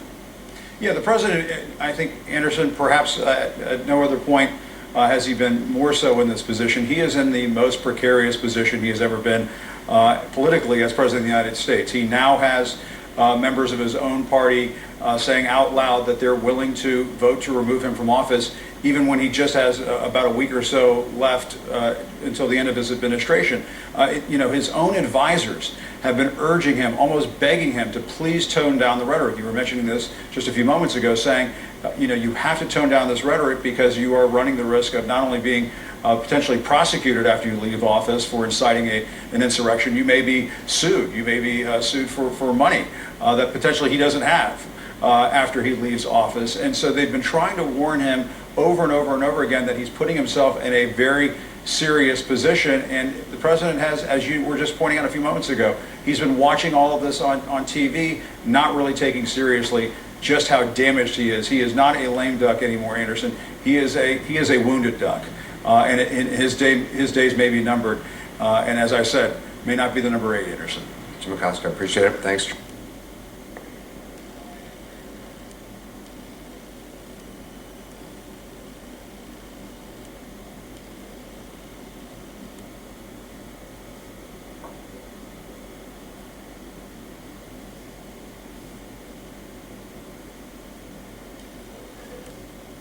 If it's the left or the right that is doing it, is absolutely un-American. You can't have freedom of speech if you can't express yourself in a meaningful place. This is like the Germans with the Jews behind the wall. They would put them in the ghetto. Well, this is the digital ghetto. You can talk all you want. Jews, you do whatever you want behind the wall. Well, that's not meaningful. And that's where we are. That's where millions of Americans will be. And again, it's not to compare it to the Germans. It is not to do anything but warn. If you don't stand up for free speech, you will be the one that loses it as well. After 9/11, I stood up proudly against many in my audience for Bill Maher when he said, well, at least their pilots aren't cowards. I thought that was a horrific thing to say. But when ABC fired him, I couldn't understand what part of politically incorrect didn't you understand, right, ABC? Right. We have to, the only speech worth defending is the speech you despise. Is your reaction to news that at least 3 members of Congress, John Katko, Adam Kinzinger, and number 3 in leadership, Lynn Cheney, have now come out saying they will support and vote for impeachment? Look, I'm encouraged by that. I want this to be a bipartisan vote. You know, when people talk about healing, I think one of the ways to heal this nation is for there to be a big bipartisan vote to impeach Donald Trump. Look, he is not fit to be in office. What he did on Wednesday, inciting this mob of white supremacists, of neo-Nazis, of the Proud Boys, is unforgivable. I mean, he tried to overturn the will of the people in this country, and there has to be a consequence for that. And his rhetoric and his ginning up this big lie that somehow the election was stolen from him, it resulted in this incredible violence that occurred on Wednesday. Look, I was there. I was in the chair in the House. I took over for Nancy Pelosi, and then when I left the House floor and went into the Speaker's lobby, and you can see the glass doors of the Speaker's lobby. I saw this angry mob up close and personal. I mean, there was hate in their eyes. They were not protesters. They were there to destroy things, to desecrate the Capitol building, to hurt people. And this is a direct result of Donald Trump. And by the way, some of my Republican colleagues who gave Donald Trump's conspiracy theory some oxygen. The moment before that woman was shot and killed by a Capitol police officer trying to stop them from essentially breaching the Speaker's lobby, which would have meant they set upon you. And I think there's a point in this video where we see you in the background, just on the other side from this glass and this mob. No, I was there, and look, that's when I realized that this wasn't just a few people. This was a group of domestic terrorists, homegrown fascists, whatever you want to call them. But these people weren't here to try to persuade. They were here to do violence. They were here to destroy things. And look, this is an insurrection. This was an attempted coup, and there has to be a consequence. For those who say, well, let's just wait Trump out, only another week or so. That would be the exact worst thing we could do. We need to make it clear that there's a consequence for this kind of behavior, because if we don't, it will happen again. And we want to remove, none of us know what he's capable of doing in these next few days. Will he pardon, all of these, domestic terrorists that did this damage to the Capitol, that killed a police officer? We have no idea, but he is capable of that. And so every minute that he is still in office is a clear and present danger to the people of this country. Congressman James McGovern, who has been helming the Rules Committee today, is it set?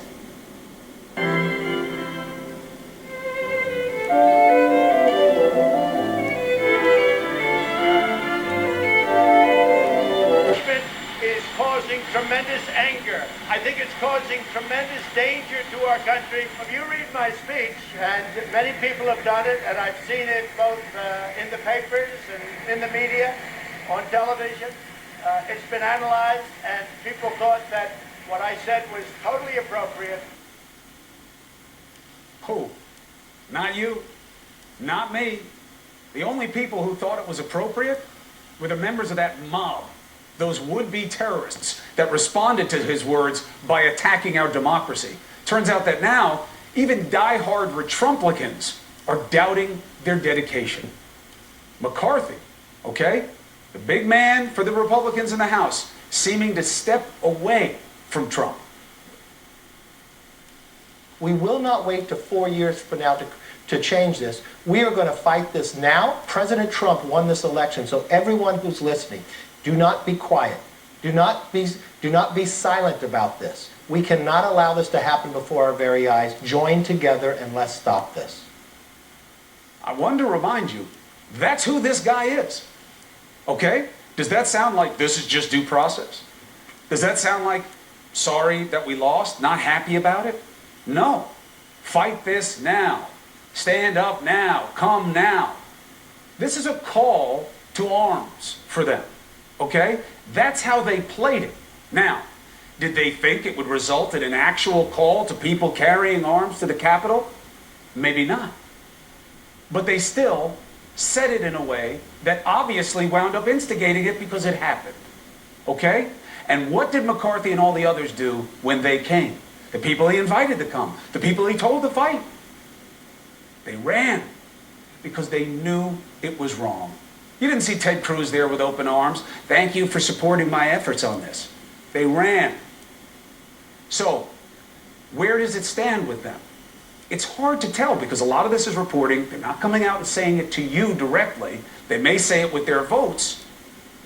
And they're mixed signals. Lindsey Graham stood up. Everybody started giving him maybe a little thought that maybe his mind is coming back into some kind of concert with his heart. You know, count me out, I'm done with this. Well, now it's count me in, Lindsey Graham. You know where he was today? The Senate Judiciary Chair was with Trump when he went to Alamo, Texas. Why? Well, they went there on Air Force One, obviously, because it was supposed to be about the wall, but what it really was, he's from South Carolina. It was just a comfort campaign. He was just showing dedication to this president, okay? A president who is still effectively inciting an insurrection. It's called Alamo. It's not the Alamo, but you really think it was a coincidence? There are lots of Texas towns with walls in it. Why do you think they went there? What do you think the symbolism is? What do you think they're trying to inspire? Against great odds, you must put it all on the line. You must put your life on the line. It's easy to say. It feels good when you know people are that dedicated to you. But what about the cost? Just think about what kind of mentality it takes to come out of what happened last Wednesday and not apologize. Not to address the country. Not to talk about how wrong it is profoundly. When he said it today, Trump, it was pro forma. He was reading words off a teleprompter, and we both know he didn't write them. That's who he is. And yet there he was, at the border again, trying to gin up manufactured crisis, while the real one that he created threatens to destroy the democracy. Caravans of Mexicans, the brown menace. Remember that? The brown menace is coming. Look out. You know what wound up coming? A virus, a pandemic that he ignored. He made up something that was coming to get us, and what did come to get us, he ignored. And it killed more people than ever just today. The fools, come on. I just wonder how I can hear better before or after. With all the blood. Trump needs to be medicated and hospitalized. Shakespeare's play Julius Caesar like you've never seen before. A man dressed to look like President Donald Trump gets stabbed to death on stage. When was the last time an actor assassinated a president? Every American can ask themselves an honest question tonight. Is there one standard for President Trump? Is there one standard for Kamala Harris, Joe Biden, and other Democrats, or pretty much everyone else? Now, according to many, even the lawful act of challenging the election results or an audit, a 10-day audit, is treasonous. Are you going to be on the no-fly list? Remember Congressman Ted Lieu? He's been leading this impeachment charge, cheering for civil unrest in the streets. Called for it. Now he is calling on the FBI to investigate the president's attorney, and Republican members of Congress for inciting an insurrection. Meanwhile, many are worried about that a terrorism bill sponsored by Dick Durbin could be used to classify future Trump rallies, believe it or not, as domestic terrorist events. You can't make this up. You see what's happening? Democrats are attempting to cancel, silence anyone and everyone that they disagree with. 99% of Donald Trump's supporters, you know what? Look at the rallies that were mostly peaceful. They are good honest, hardworking, peace-loving Americans. They go to work, they play by the rules, they obey the laws, they pay their taxes, they raise their kids, and they want tax cuts, they want less bureaucracy, secure borders, energy independence, they don't want judicial activists, and they want peace through strength. While President Trump was still in office, so he could be removed upon his conviction by 2/3 of the Senate. Senator Schumer reiterated today that that is what he wants to do with McConnell. He is ready to call the Senate back in session to do this. Now, there's no word tonight as to whether or not McConnell likes that idea, whether he will make that move. But another thing we'll be talking about tonight is a sort of corollary to the charge on which Trump is likely to be impeached tomorrow in the House. As we've been talking about for the last few nights, the way the article of impeachment is written, it seems to reference a section of the 14th Amendment to the Constitution. Part of that amendment that says anybody who participates in insurrection or rebellion against the United States, anyone who gives aid and comfort to those who do, can never again hold public office in the United States. So that is turning into a sort of legal touchstone for what Trump is about to impeach for. It might also, though, be a sort of backstop to the impeachment plan. Now, as I said, Trump will be impeached in the House tomorrow. That will be historic in itself. After, he very well may be convicted and removed from office by the Senate. We'll see. Ball's in your court, Mitch McConnell. But if President Trump doesn't get convicted in the Senate,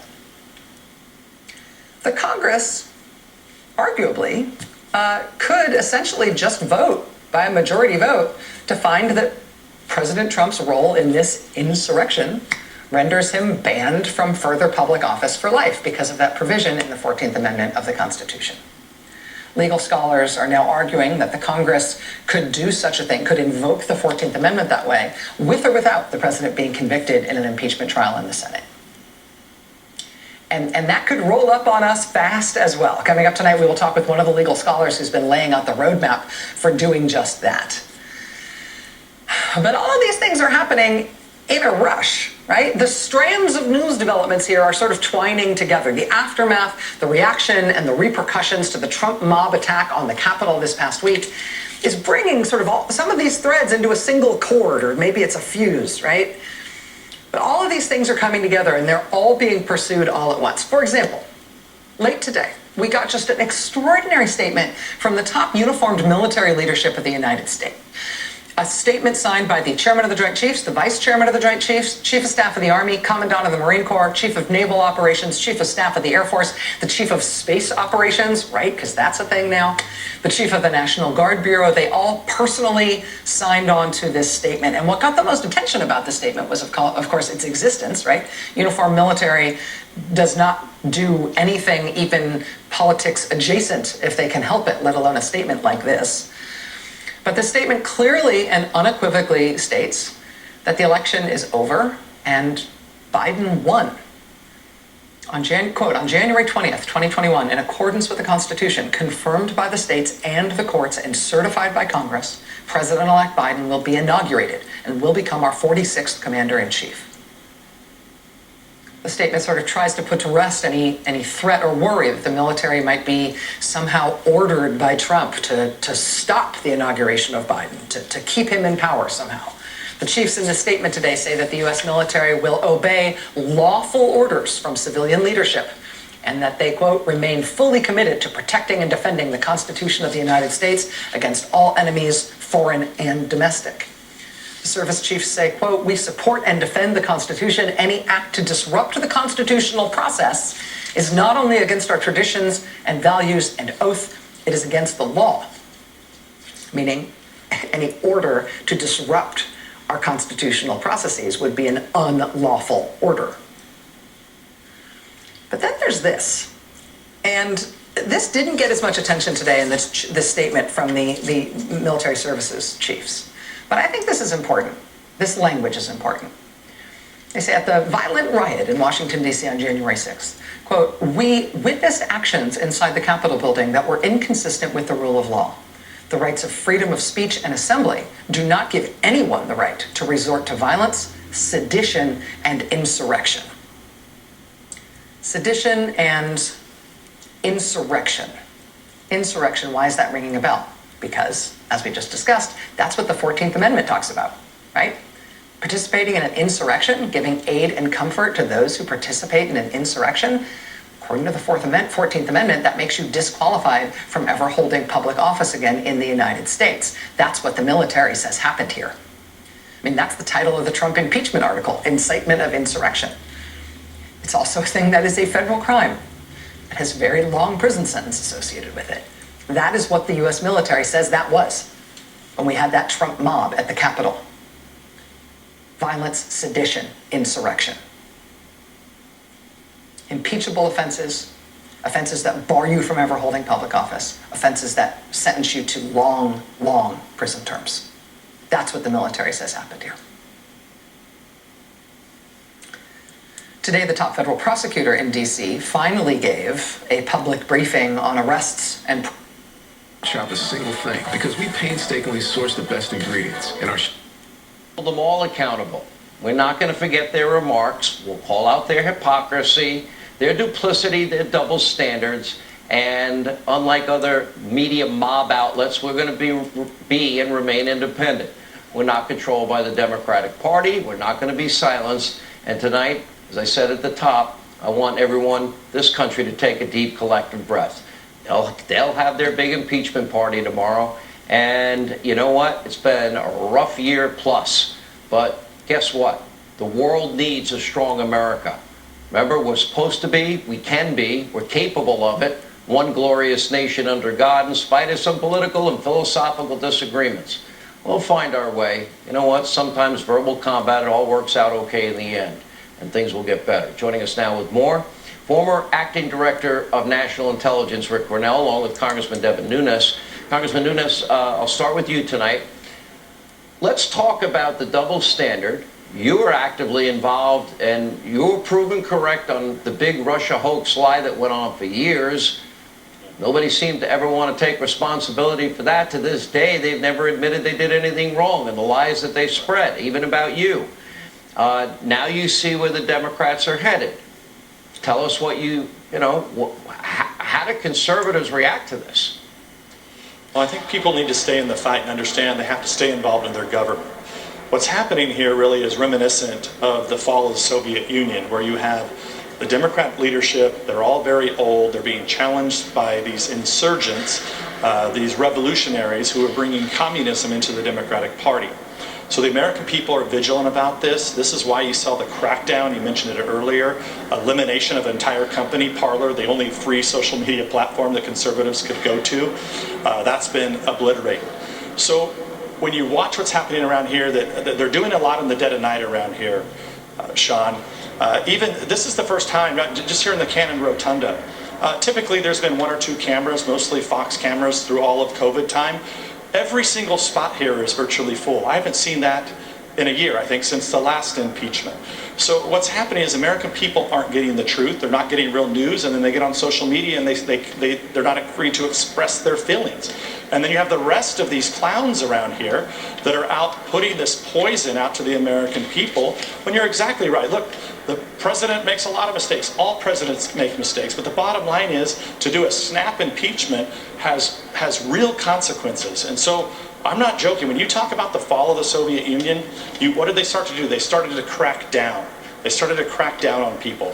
And that's what you see here. They're not allowing even Republicans to offer amendments. Now we have to go through magnetometers to get checked before we go on the House floor. That was a new thing tonight, as if we're criminals. It's very, very strange, and I think we're in a very, very dark place. But the American people need to stay in touch with their elected officials and express their frustration. You know, I'm looking at this, okay, 10-day audit, no-fly list, you're a domestic terrorist. I'm looking at, and we'll get to Devin Nunes, he made some good comments on with our friend Maria Bartiromo over the weekend.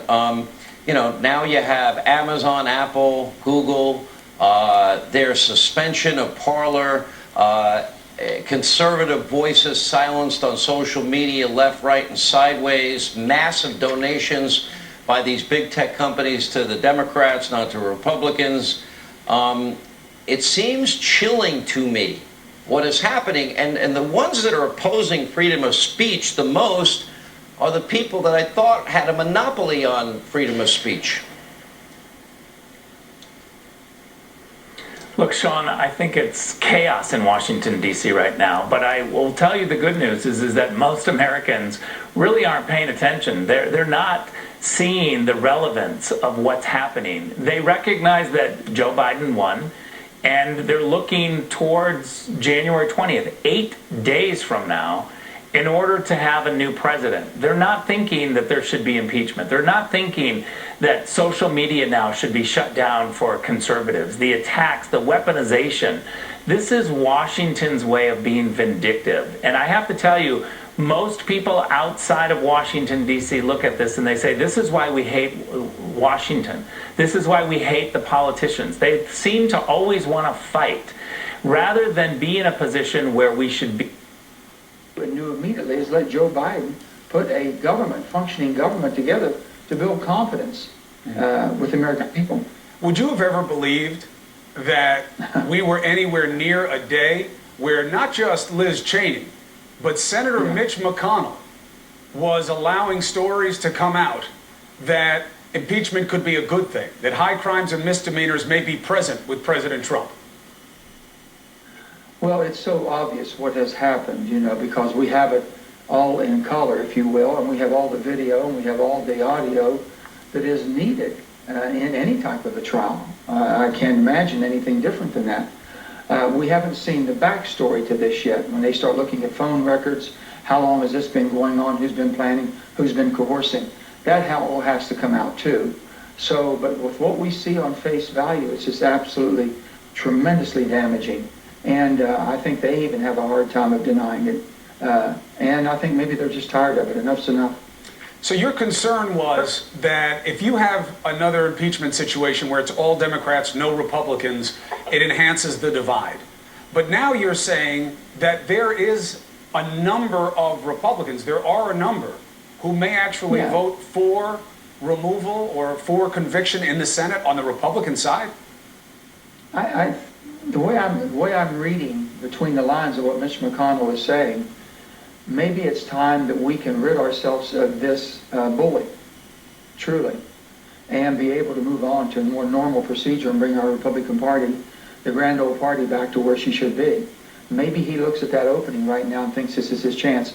I can't read his mind. I really don't know. It's hard with Mitch, but I've never seen signals sent from Mitch McConnell the way they're sent right now. Are you hearing from your Republican colleagues a change in tone? Well, I haven't yet, okay? I will probably later this evening, and as they kind of decipher everything and they talk back and forth. You know, we have our bipartisan, bicameral group that continues to talk all the time. We chat back and forth on a daily basis, many, many times a day. So I'm sure that the lines will be hot tonight. I'm sure it'll be hot. Now, is there a line short of conviction that is still seen as political progress in your mind, meaning something between all Democrats, no Republicans, and a 2/3 vote to remove? Well, just all Democrats is not going to be a surprise to anybody. It just politicizes it too much, Chris. That's what I have said. We're going on a political process. I believe we really have justifiable cause to go down a judicial process. And a judicial process will do the proper investigation. The evidence will come forth. Charges will be made. Those who have been charged will be retried, and no matter, no person's above the law. And we go from there. If they do impeachment, the only thing I asked for, I was pleading, if you're going to do an impeachment, and they are bent on doing it tonight or tomorrow, then please consider holding that until 3, maybe 4 months, that we can see everything else unfold. Give the people a time to breathe, to digest, to see all the evidence coming forth.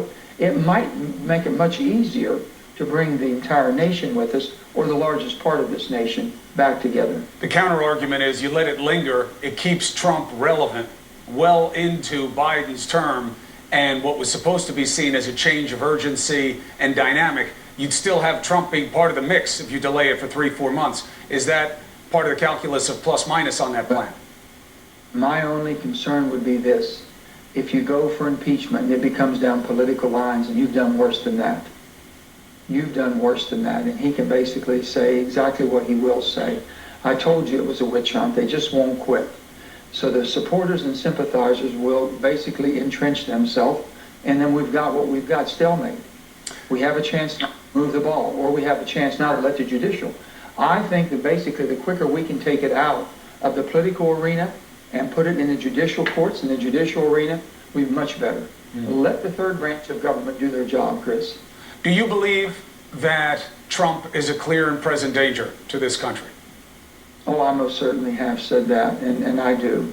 And I think that Larry Hogan, my friend, the governor from Maryland, put it very, very succinctly, that he believes that the sooner that the president leaves, the safer our country will be and the safer the world will be. Do you believe there's any chance that Senator Mitch McConnell may allow a move of censure or something else against Senators Cruz and Hawley?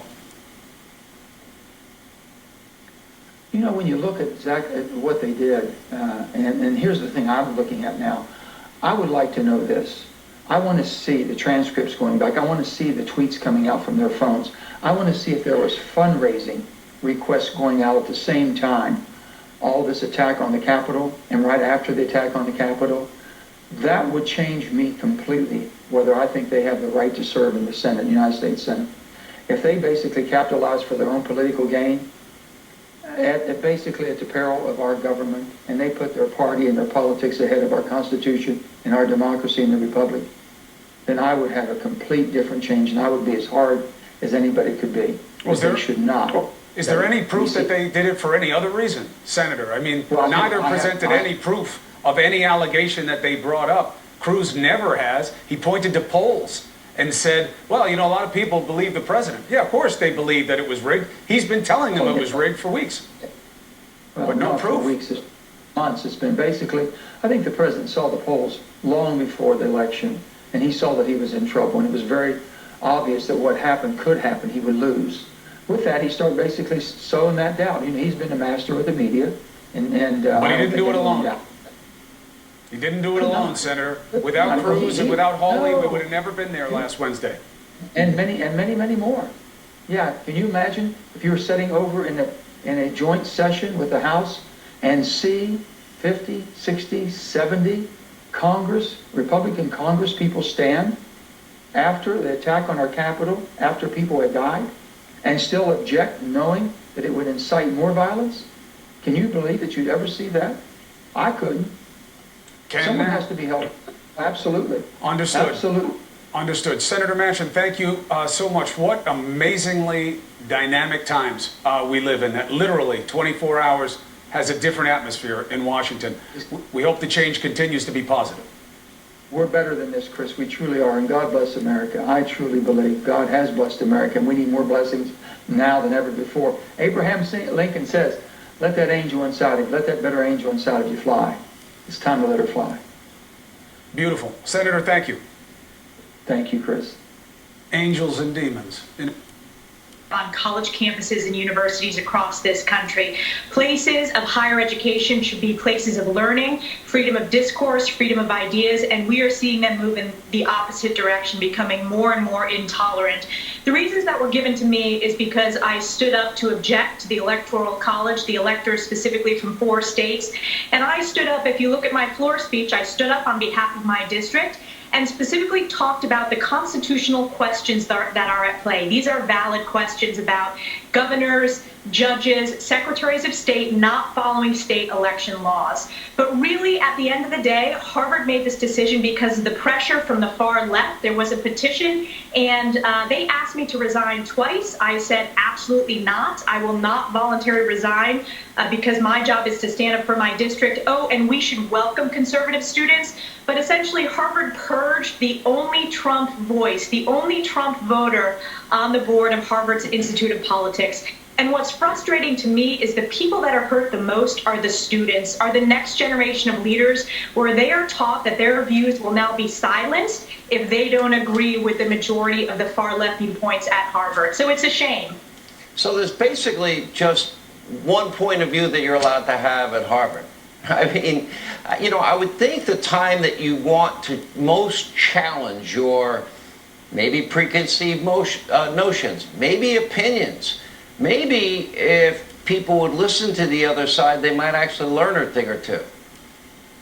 Absolutely. Ultimately, college campuses should be venues where you challenge one another, where you foster critical thinking, where you get different perspectives. And what is so unfortunate is that, when I was an undergraduate at Harvard, I definitely was in the minority. I was a conservative student. I was a first-generation college student. But it is becoming harder and harder, and it shows an utter disdain for people that don't come from the liberal bubble, that people that don't grow up with parents who are in academia, with parents who are in far-left politics. So I'm very concerned about the precedent this is setting. This is not just going to be me. This is going to be about banning fellows, professors, and even not allowing students to speak up for their beliefs. And I've been really overwhelmed, Sean, the positive feedback I've heard, not just from my district, but from alumni of Harvard who vehemently disagree with their attack on freedom of speech. And it's just a shame. I feel most bad about the students who are young conservatives who are looking for,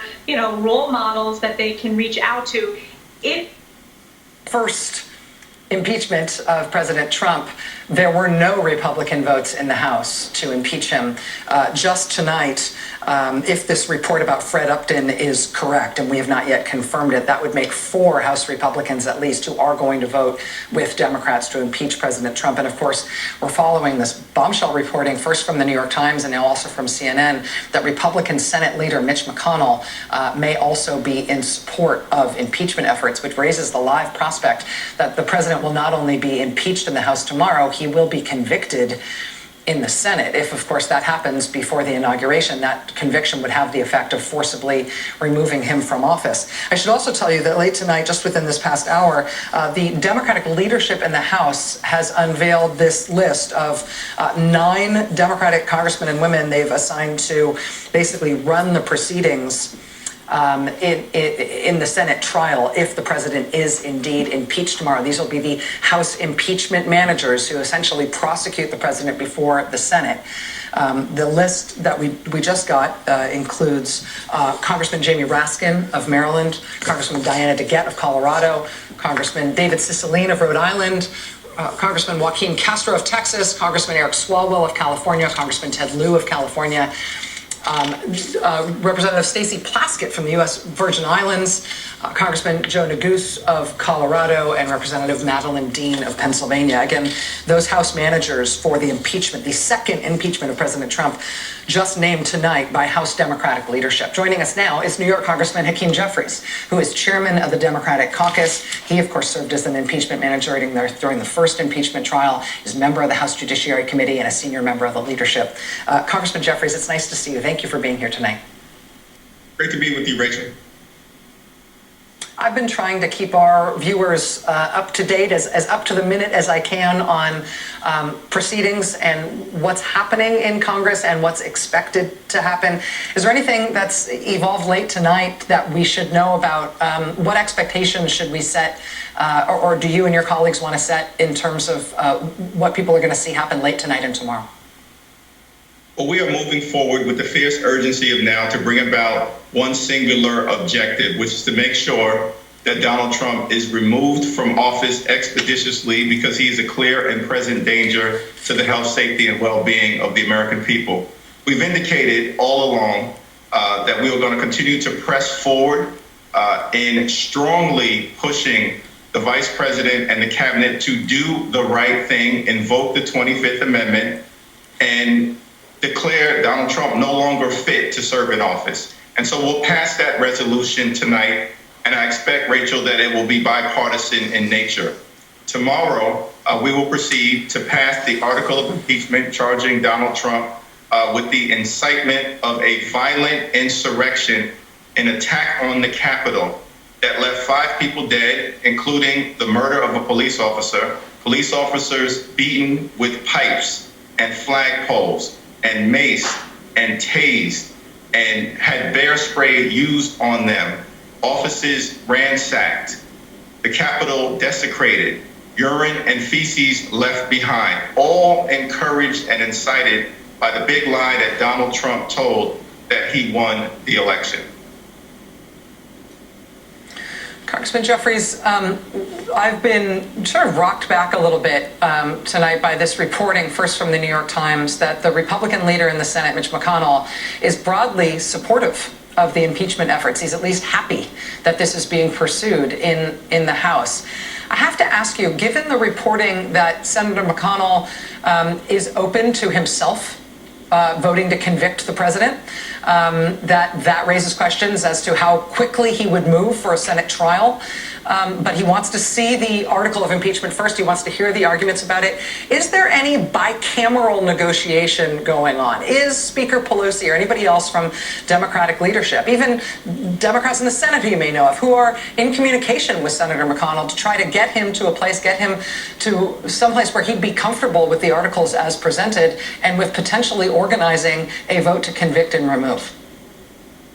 I do believe that some of my House colleagues, including a few who have already indicated that they plan to vote yes on the article of impeachment tomorrow, have been in communication with some of their Senate Republican colleagues to discuss the urgent need to deal with this situation. Every minute, every hour, every day that Donald Trump remains in office, he's an existential threat to our way of life. That was demonstrated in clear ways on January 6th. And so it's not surprising to me, Rachel, that the momentum continues to build to do the right thing.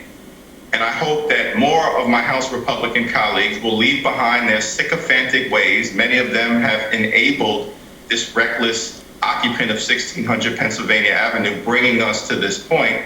I encourage them to join Team Democracy and abandon Team Sedition. I do think those conversations are taking place and are rapidly escalating. Should we expect that the article of impeachment itself may change, that it may be revised or essentially changed to accommodate Republican concerns to try to make the Senate more likely to convict? Or should we see the article of impeachment that's been circulated as of yesterday, should we see that as a final draft? It's my expectation that that is the article that will be on the House floor. David Cicilline and Ted Lieu and Jamie Raskin, in consultation with great leadership from the Speaker, have done a tremendous job in crafting that singular article. You know, Donald Trump is a living, breathing, impeachable offense on his own. And his words speak for themselves. He launched, in many ways, this attack on the Capitol that was so deadly, that violated everything that the United States stands for in terms of the rule of law and the peaceful transfer of power. And so I think it's been done in a way that should appeal broadly, not to Democrats and Republicans, but to Americans and to patriots and to those who care about our great country. Congressman Hakeem Jeffries, the chairman of the Democratic caucus, was an impeachment manager in the first. Maybe it was a setup, maybe there was an inside job, because it was so unbelievably irresponsible for the Capitol Police and the Sergeant at Arms offices not to have thousands and thousands of people backed up, National Guards, other federal agencies there to help and support, because nothing happens in a vacuum. So you go back to Charlottesville. This has been a run-up from all along. And then Trump tried to manipulate his followers to vote for him. But then he lost. And so it got escalated even more. And he precisely targeted this date, as you said a million times on your show over the past week, January 6th. It's going to be wild. He targeted this date. And then that led to the ramp up. And that led to the online chatter. And then that morning, and then you get Mo Brooks, who couldn't beat himself out of a wet paper bag, is up there getting everybody else all riled up. And Howley and Cruz and these guys, the phoniest people you'd ever want to see in your life, are now inciting more and more violence. So it was the context that makes the failure even that more significant, because anybody could have seen this coming. And we were promised, I know as chair of the Appropriations Subcommittee that funds the Capitol Police and Sergeant at Arms, I was promised that everything was taken care of, that the National Guard was available. I know other committee chairs were as well. And so we need to honor the heroes and we need to make sure that there are some significant changes as we move forward. Agreed that overwhelmingly the small number of people you had relative to the threat did what they could. Agreed and accepted. But, you know, just to kind of give people a little bit of a wide-eyed sense of reality, how lucky did you get, given what you've learned about the intentions of people in that mob and the level of protection you had against the level of force, that everybody made it out of that room?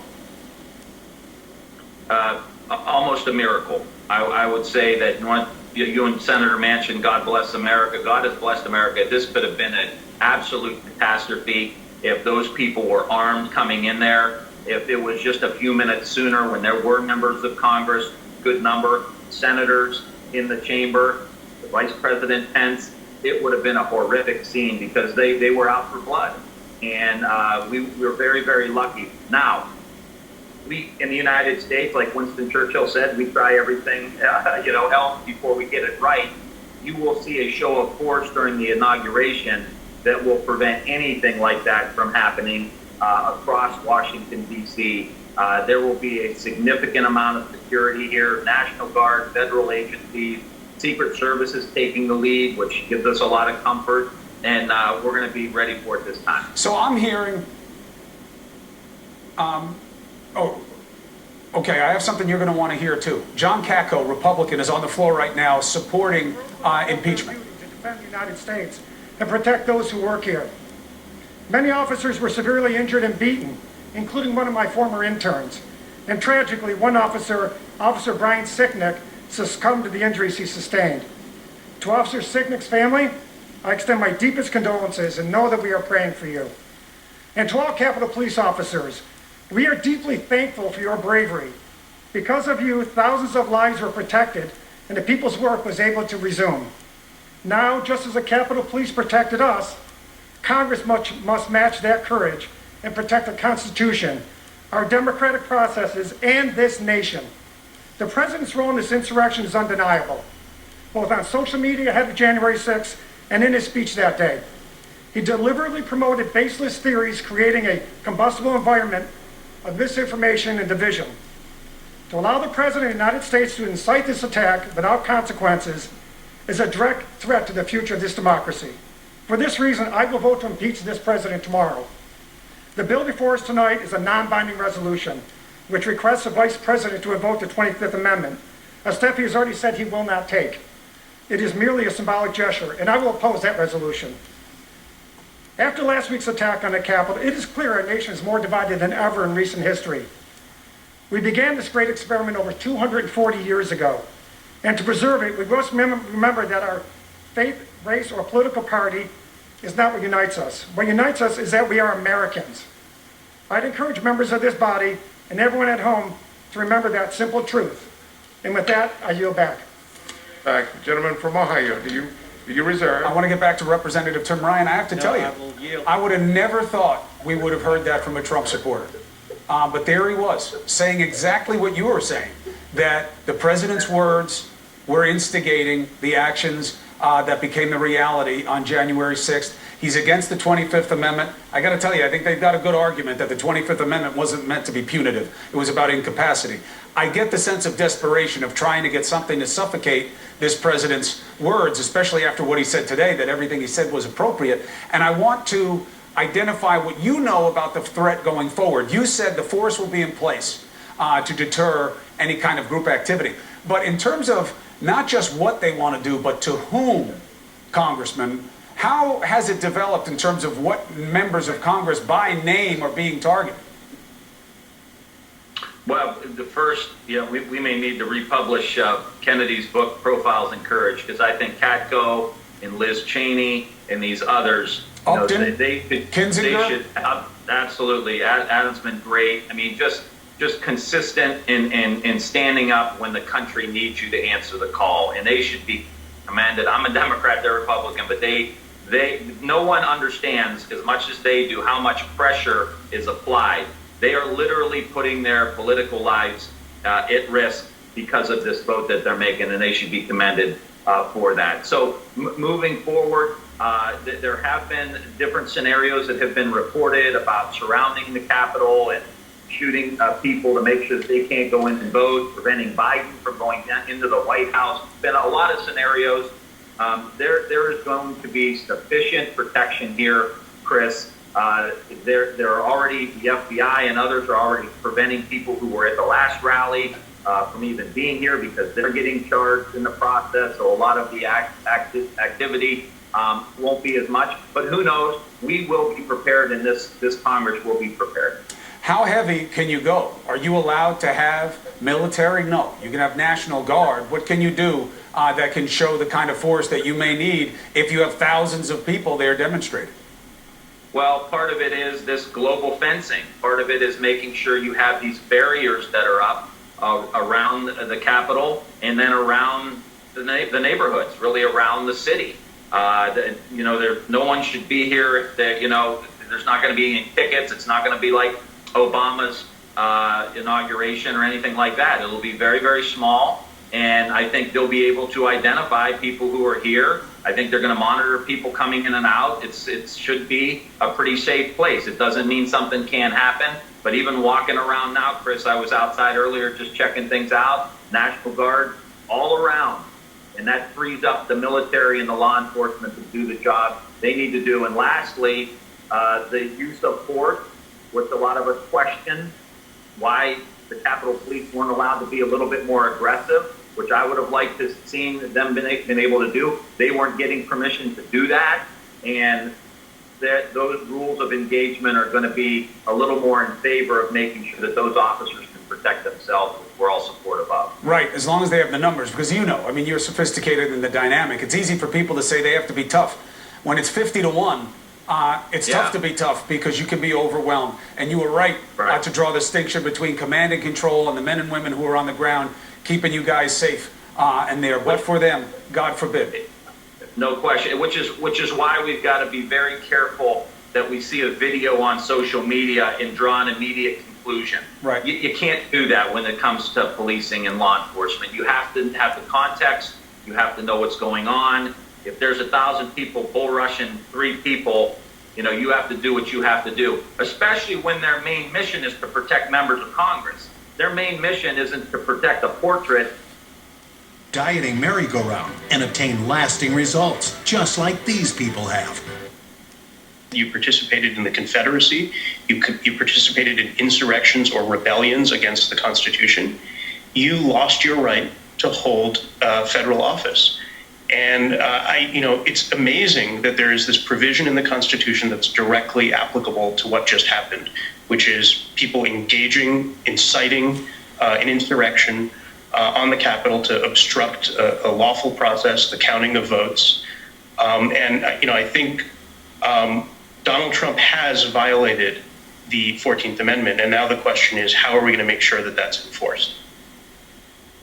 Yeah, and the enforcement of this is really the key. And as you were explaining that, I just sort of thought of something for the first time that I just want to ask you about. I mean, we don't know exactly what the mechanism is for enforcing this. Presumably, if Congress made clear that they believed certain actions were violations of the 14th Amendment and thereby rendered people who committed those actions banned from public office, if that person in the future filed to run for public office, there would be an actionable thing in court, and a judge could decide whether or not, in fact, the 14th Amendment barred that person from running. Would that be set in motion just by the House impeaching him successfully tomorrow, having declared his alleged crimes to be something that invoked this part of the Constitution?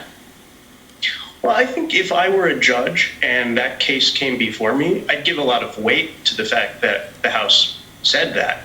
But I would still have to decide. That wouldn't bind me. And so the question is, what can we do to make it as easy as possible, if let's say we don't get a conviction in the Senate, to ensure that Donald Trump is disqualified? And I think the roadmap is kind of set out by what happened after the Civil War. After the 14th Amendment, Congress passed a law called the First Ku Klux Klan Act that allowed the enforcement of Section 3 of the 14th Amendment. And what Congress can do now is pass another law. Under Section 5 of the 14th Amendment, Congress is allowed to pass laws to implement other provisions of the 14th Amendment. So they pass a law, and it says, look, if you incited an insurrection, engaged in insurrection, directed an insurrection, you are disqualified from holding federal office, and it can set up procedures to have those cases heard in federal courts or by election administration officials. And I think if Congress does that, it will be an insurance policy to prevent Donald Trump from appearing on the ballot, but also to ensure that other people that had a central role in this insurrection don't show up as public officials in the future. Receive up to a $1,500 rebate on Bosch appliance packages throughout the...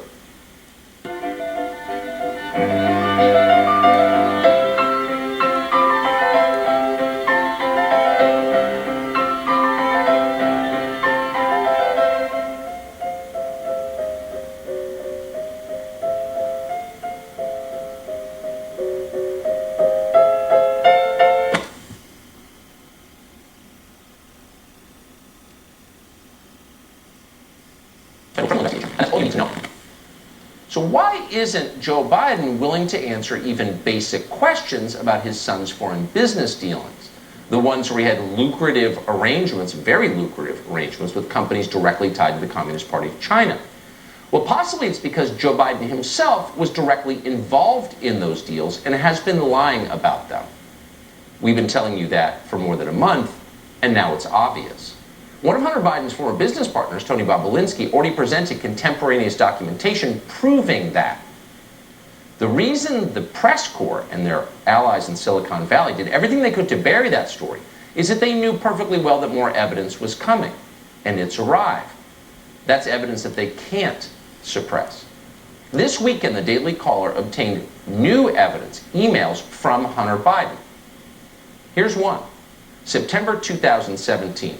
Hunter Biden wrote to his building manager in Georgetown in Washington, D.C., and he wrote this, quote, "Please have keys made available for new office mates, Joe Biden, Jill Biden, Jim Biden, the brother, Gong Wang Dong, chairman of CFSFC emissary." Oh. So the new office mates included the former vice president, his doctor wife, and Gong Wang Dong, representing CEFC, the Chinese energy company that, according to emails published by the New York Post, was reserving a 10% equity stake for Joe Biden. The man that Gong Wang Dong represented, CEFC's chairman Yi, has ties to the Chinese military and intelligence services. Apparently, California put Joe Biden over the top in the Electoral College. And given that President-elect Biden's victory has now been affirmed by the Electoral College, in terms of the president's, money-making scheme, his grift that's going on of raising money to battle, baseless charges of election fraud, is there any reason to believe he's going to change tactic now? No, and I talked to a source close to the White House, talks to the president on a regular basis, who said he's not moving in the direction of accepting the election results. The disinformation for dollars campaign continues. And I talked to a separate advisor earlier today who pointed to January 6th and said that the president and his allies are likely to try to challenge these electoral college results on the floor of the House. That is when the Vice President, Mike Pence, is to preside over the official tallying of the electoral votes. And it is during that ceremony, Anderson, when Republican House members plan to challenge these election results. And there's a huge problem. There are some systemic problems with that. They need a senator to sign on. There are already Republican senators calling Joe Biden the president-elect today. But also, this is happening in a Democratic-controlled House of Representatives. So again, this is going nowhere, just like the president's hopes for a second consecutive term in office. And so, yes, Anderson, I mean, what we're hearing from our sources and what I'm hearing from Trump advisors is that, yes, he is going to continue challenging these election results to the point where just about nobody is left listening to him. Anderson. Jim Costa. What went wrong? What does the Democratic Party of Michigan have to do? As far as I can tell, I just haven't seen any of that out of Georgia. Instead, it's been this denial, dead-ender kind of approach, and an approach from Kelly Loeffler and David Perdue to essentially just ride the Trump train, even though it manifestly didn't work in 2020. And is anyone having a conversation there about maybe trying something different? I think the challenge for the Republican Party is to be introspective. You have to admit where you are. And to admit that Democrats won Georgia means that Kelly Loeffler and David Perdue are not shoo-ins in this upcoming election. It means that the state legislature, even though it will go through redistricting under Republican leadership in 2021, that they cannot draw themselves the supermajorities that they enjoyed in the Senate in the last round. It's going to require not just introspection, but likely a realignment, and they're not ready to do that. It's the same place Democrats were in when we started losing power. And the reality is that the way to win back power is not to scheme your way into success. It is to do the work. That's why we are standing foursquare behind Raphael Warnock and Jon Ossoff, because they are emblematic of what Democrats have done over the last 20 years to build power. And that is talk to people, build a diverse party, engage on the issues, and make certain that we are sending people forward who actually stand for the values of our state and the values of our people. Vcr can lower your ability to fight infection.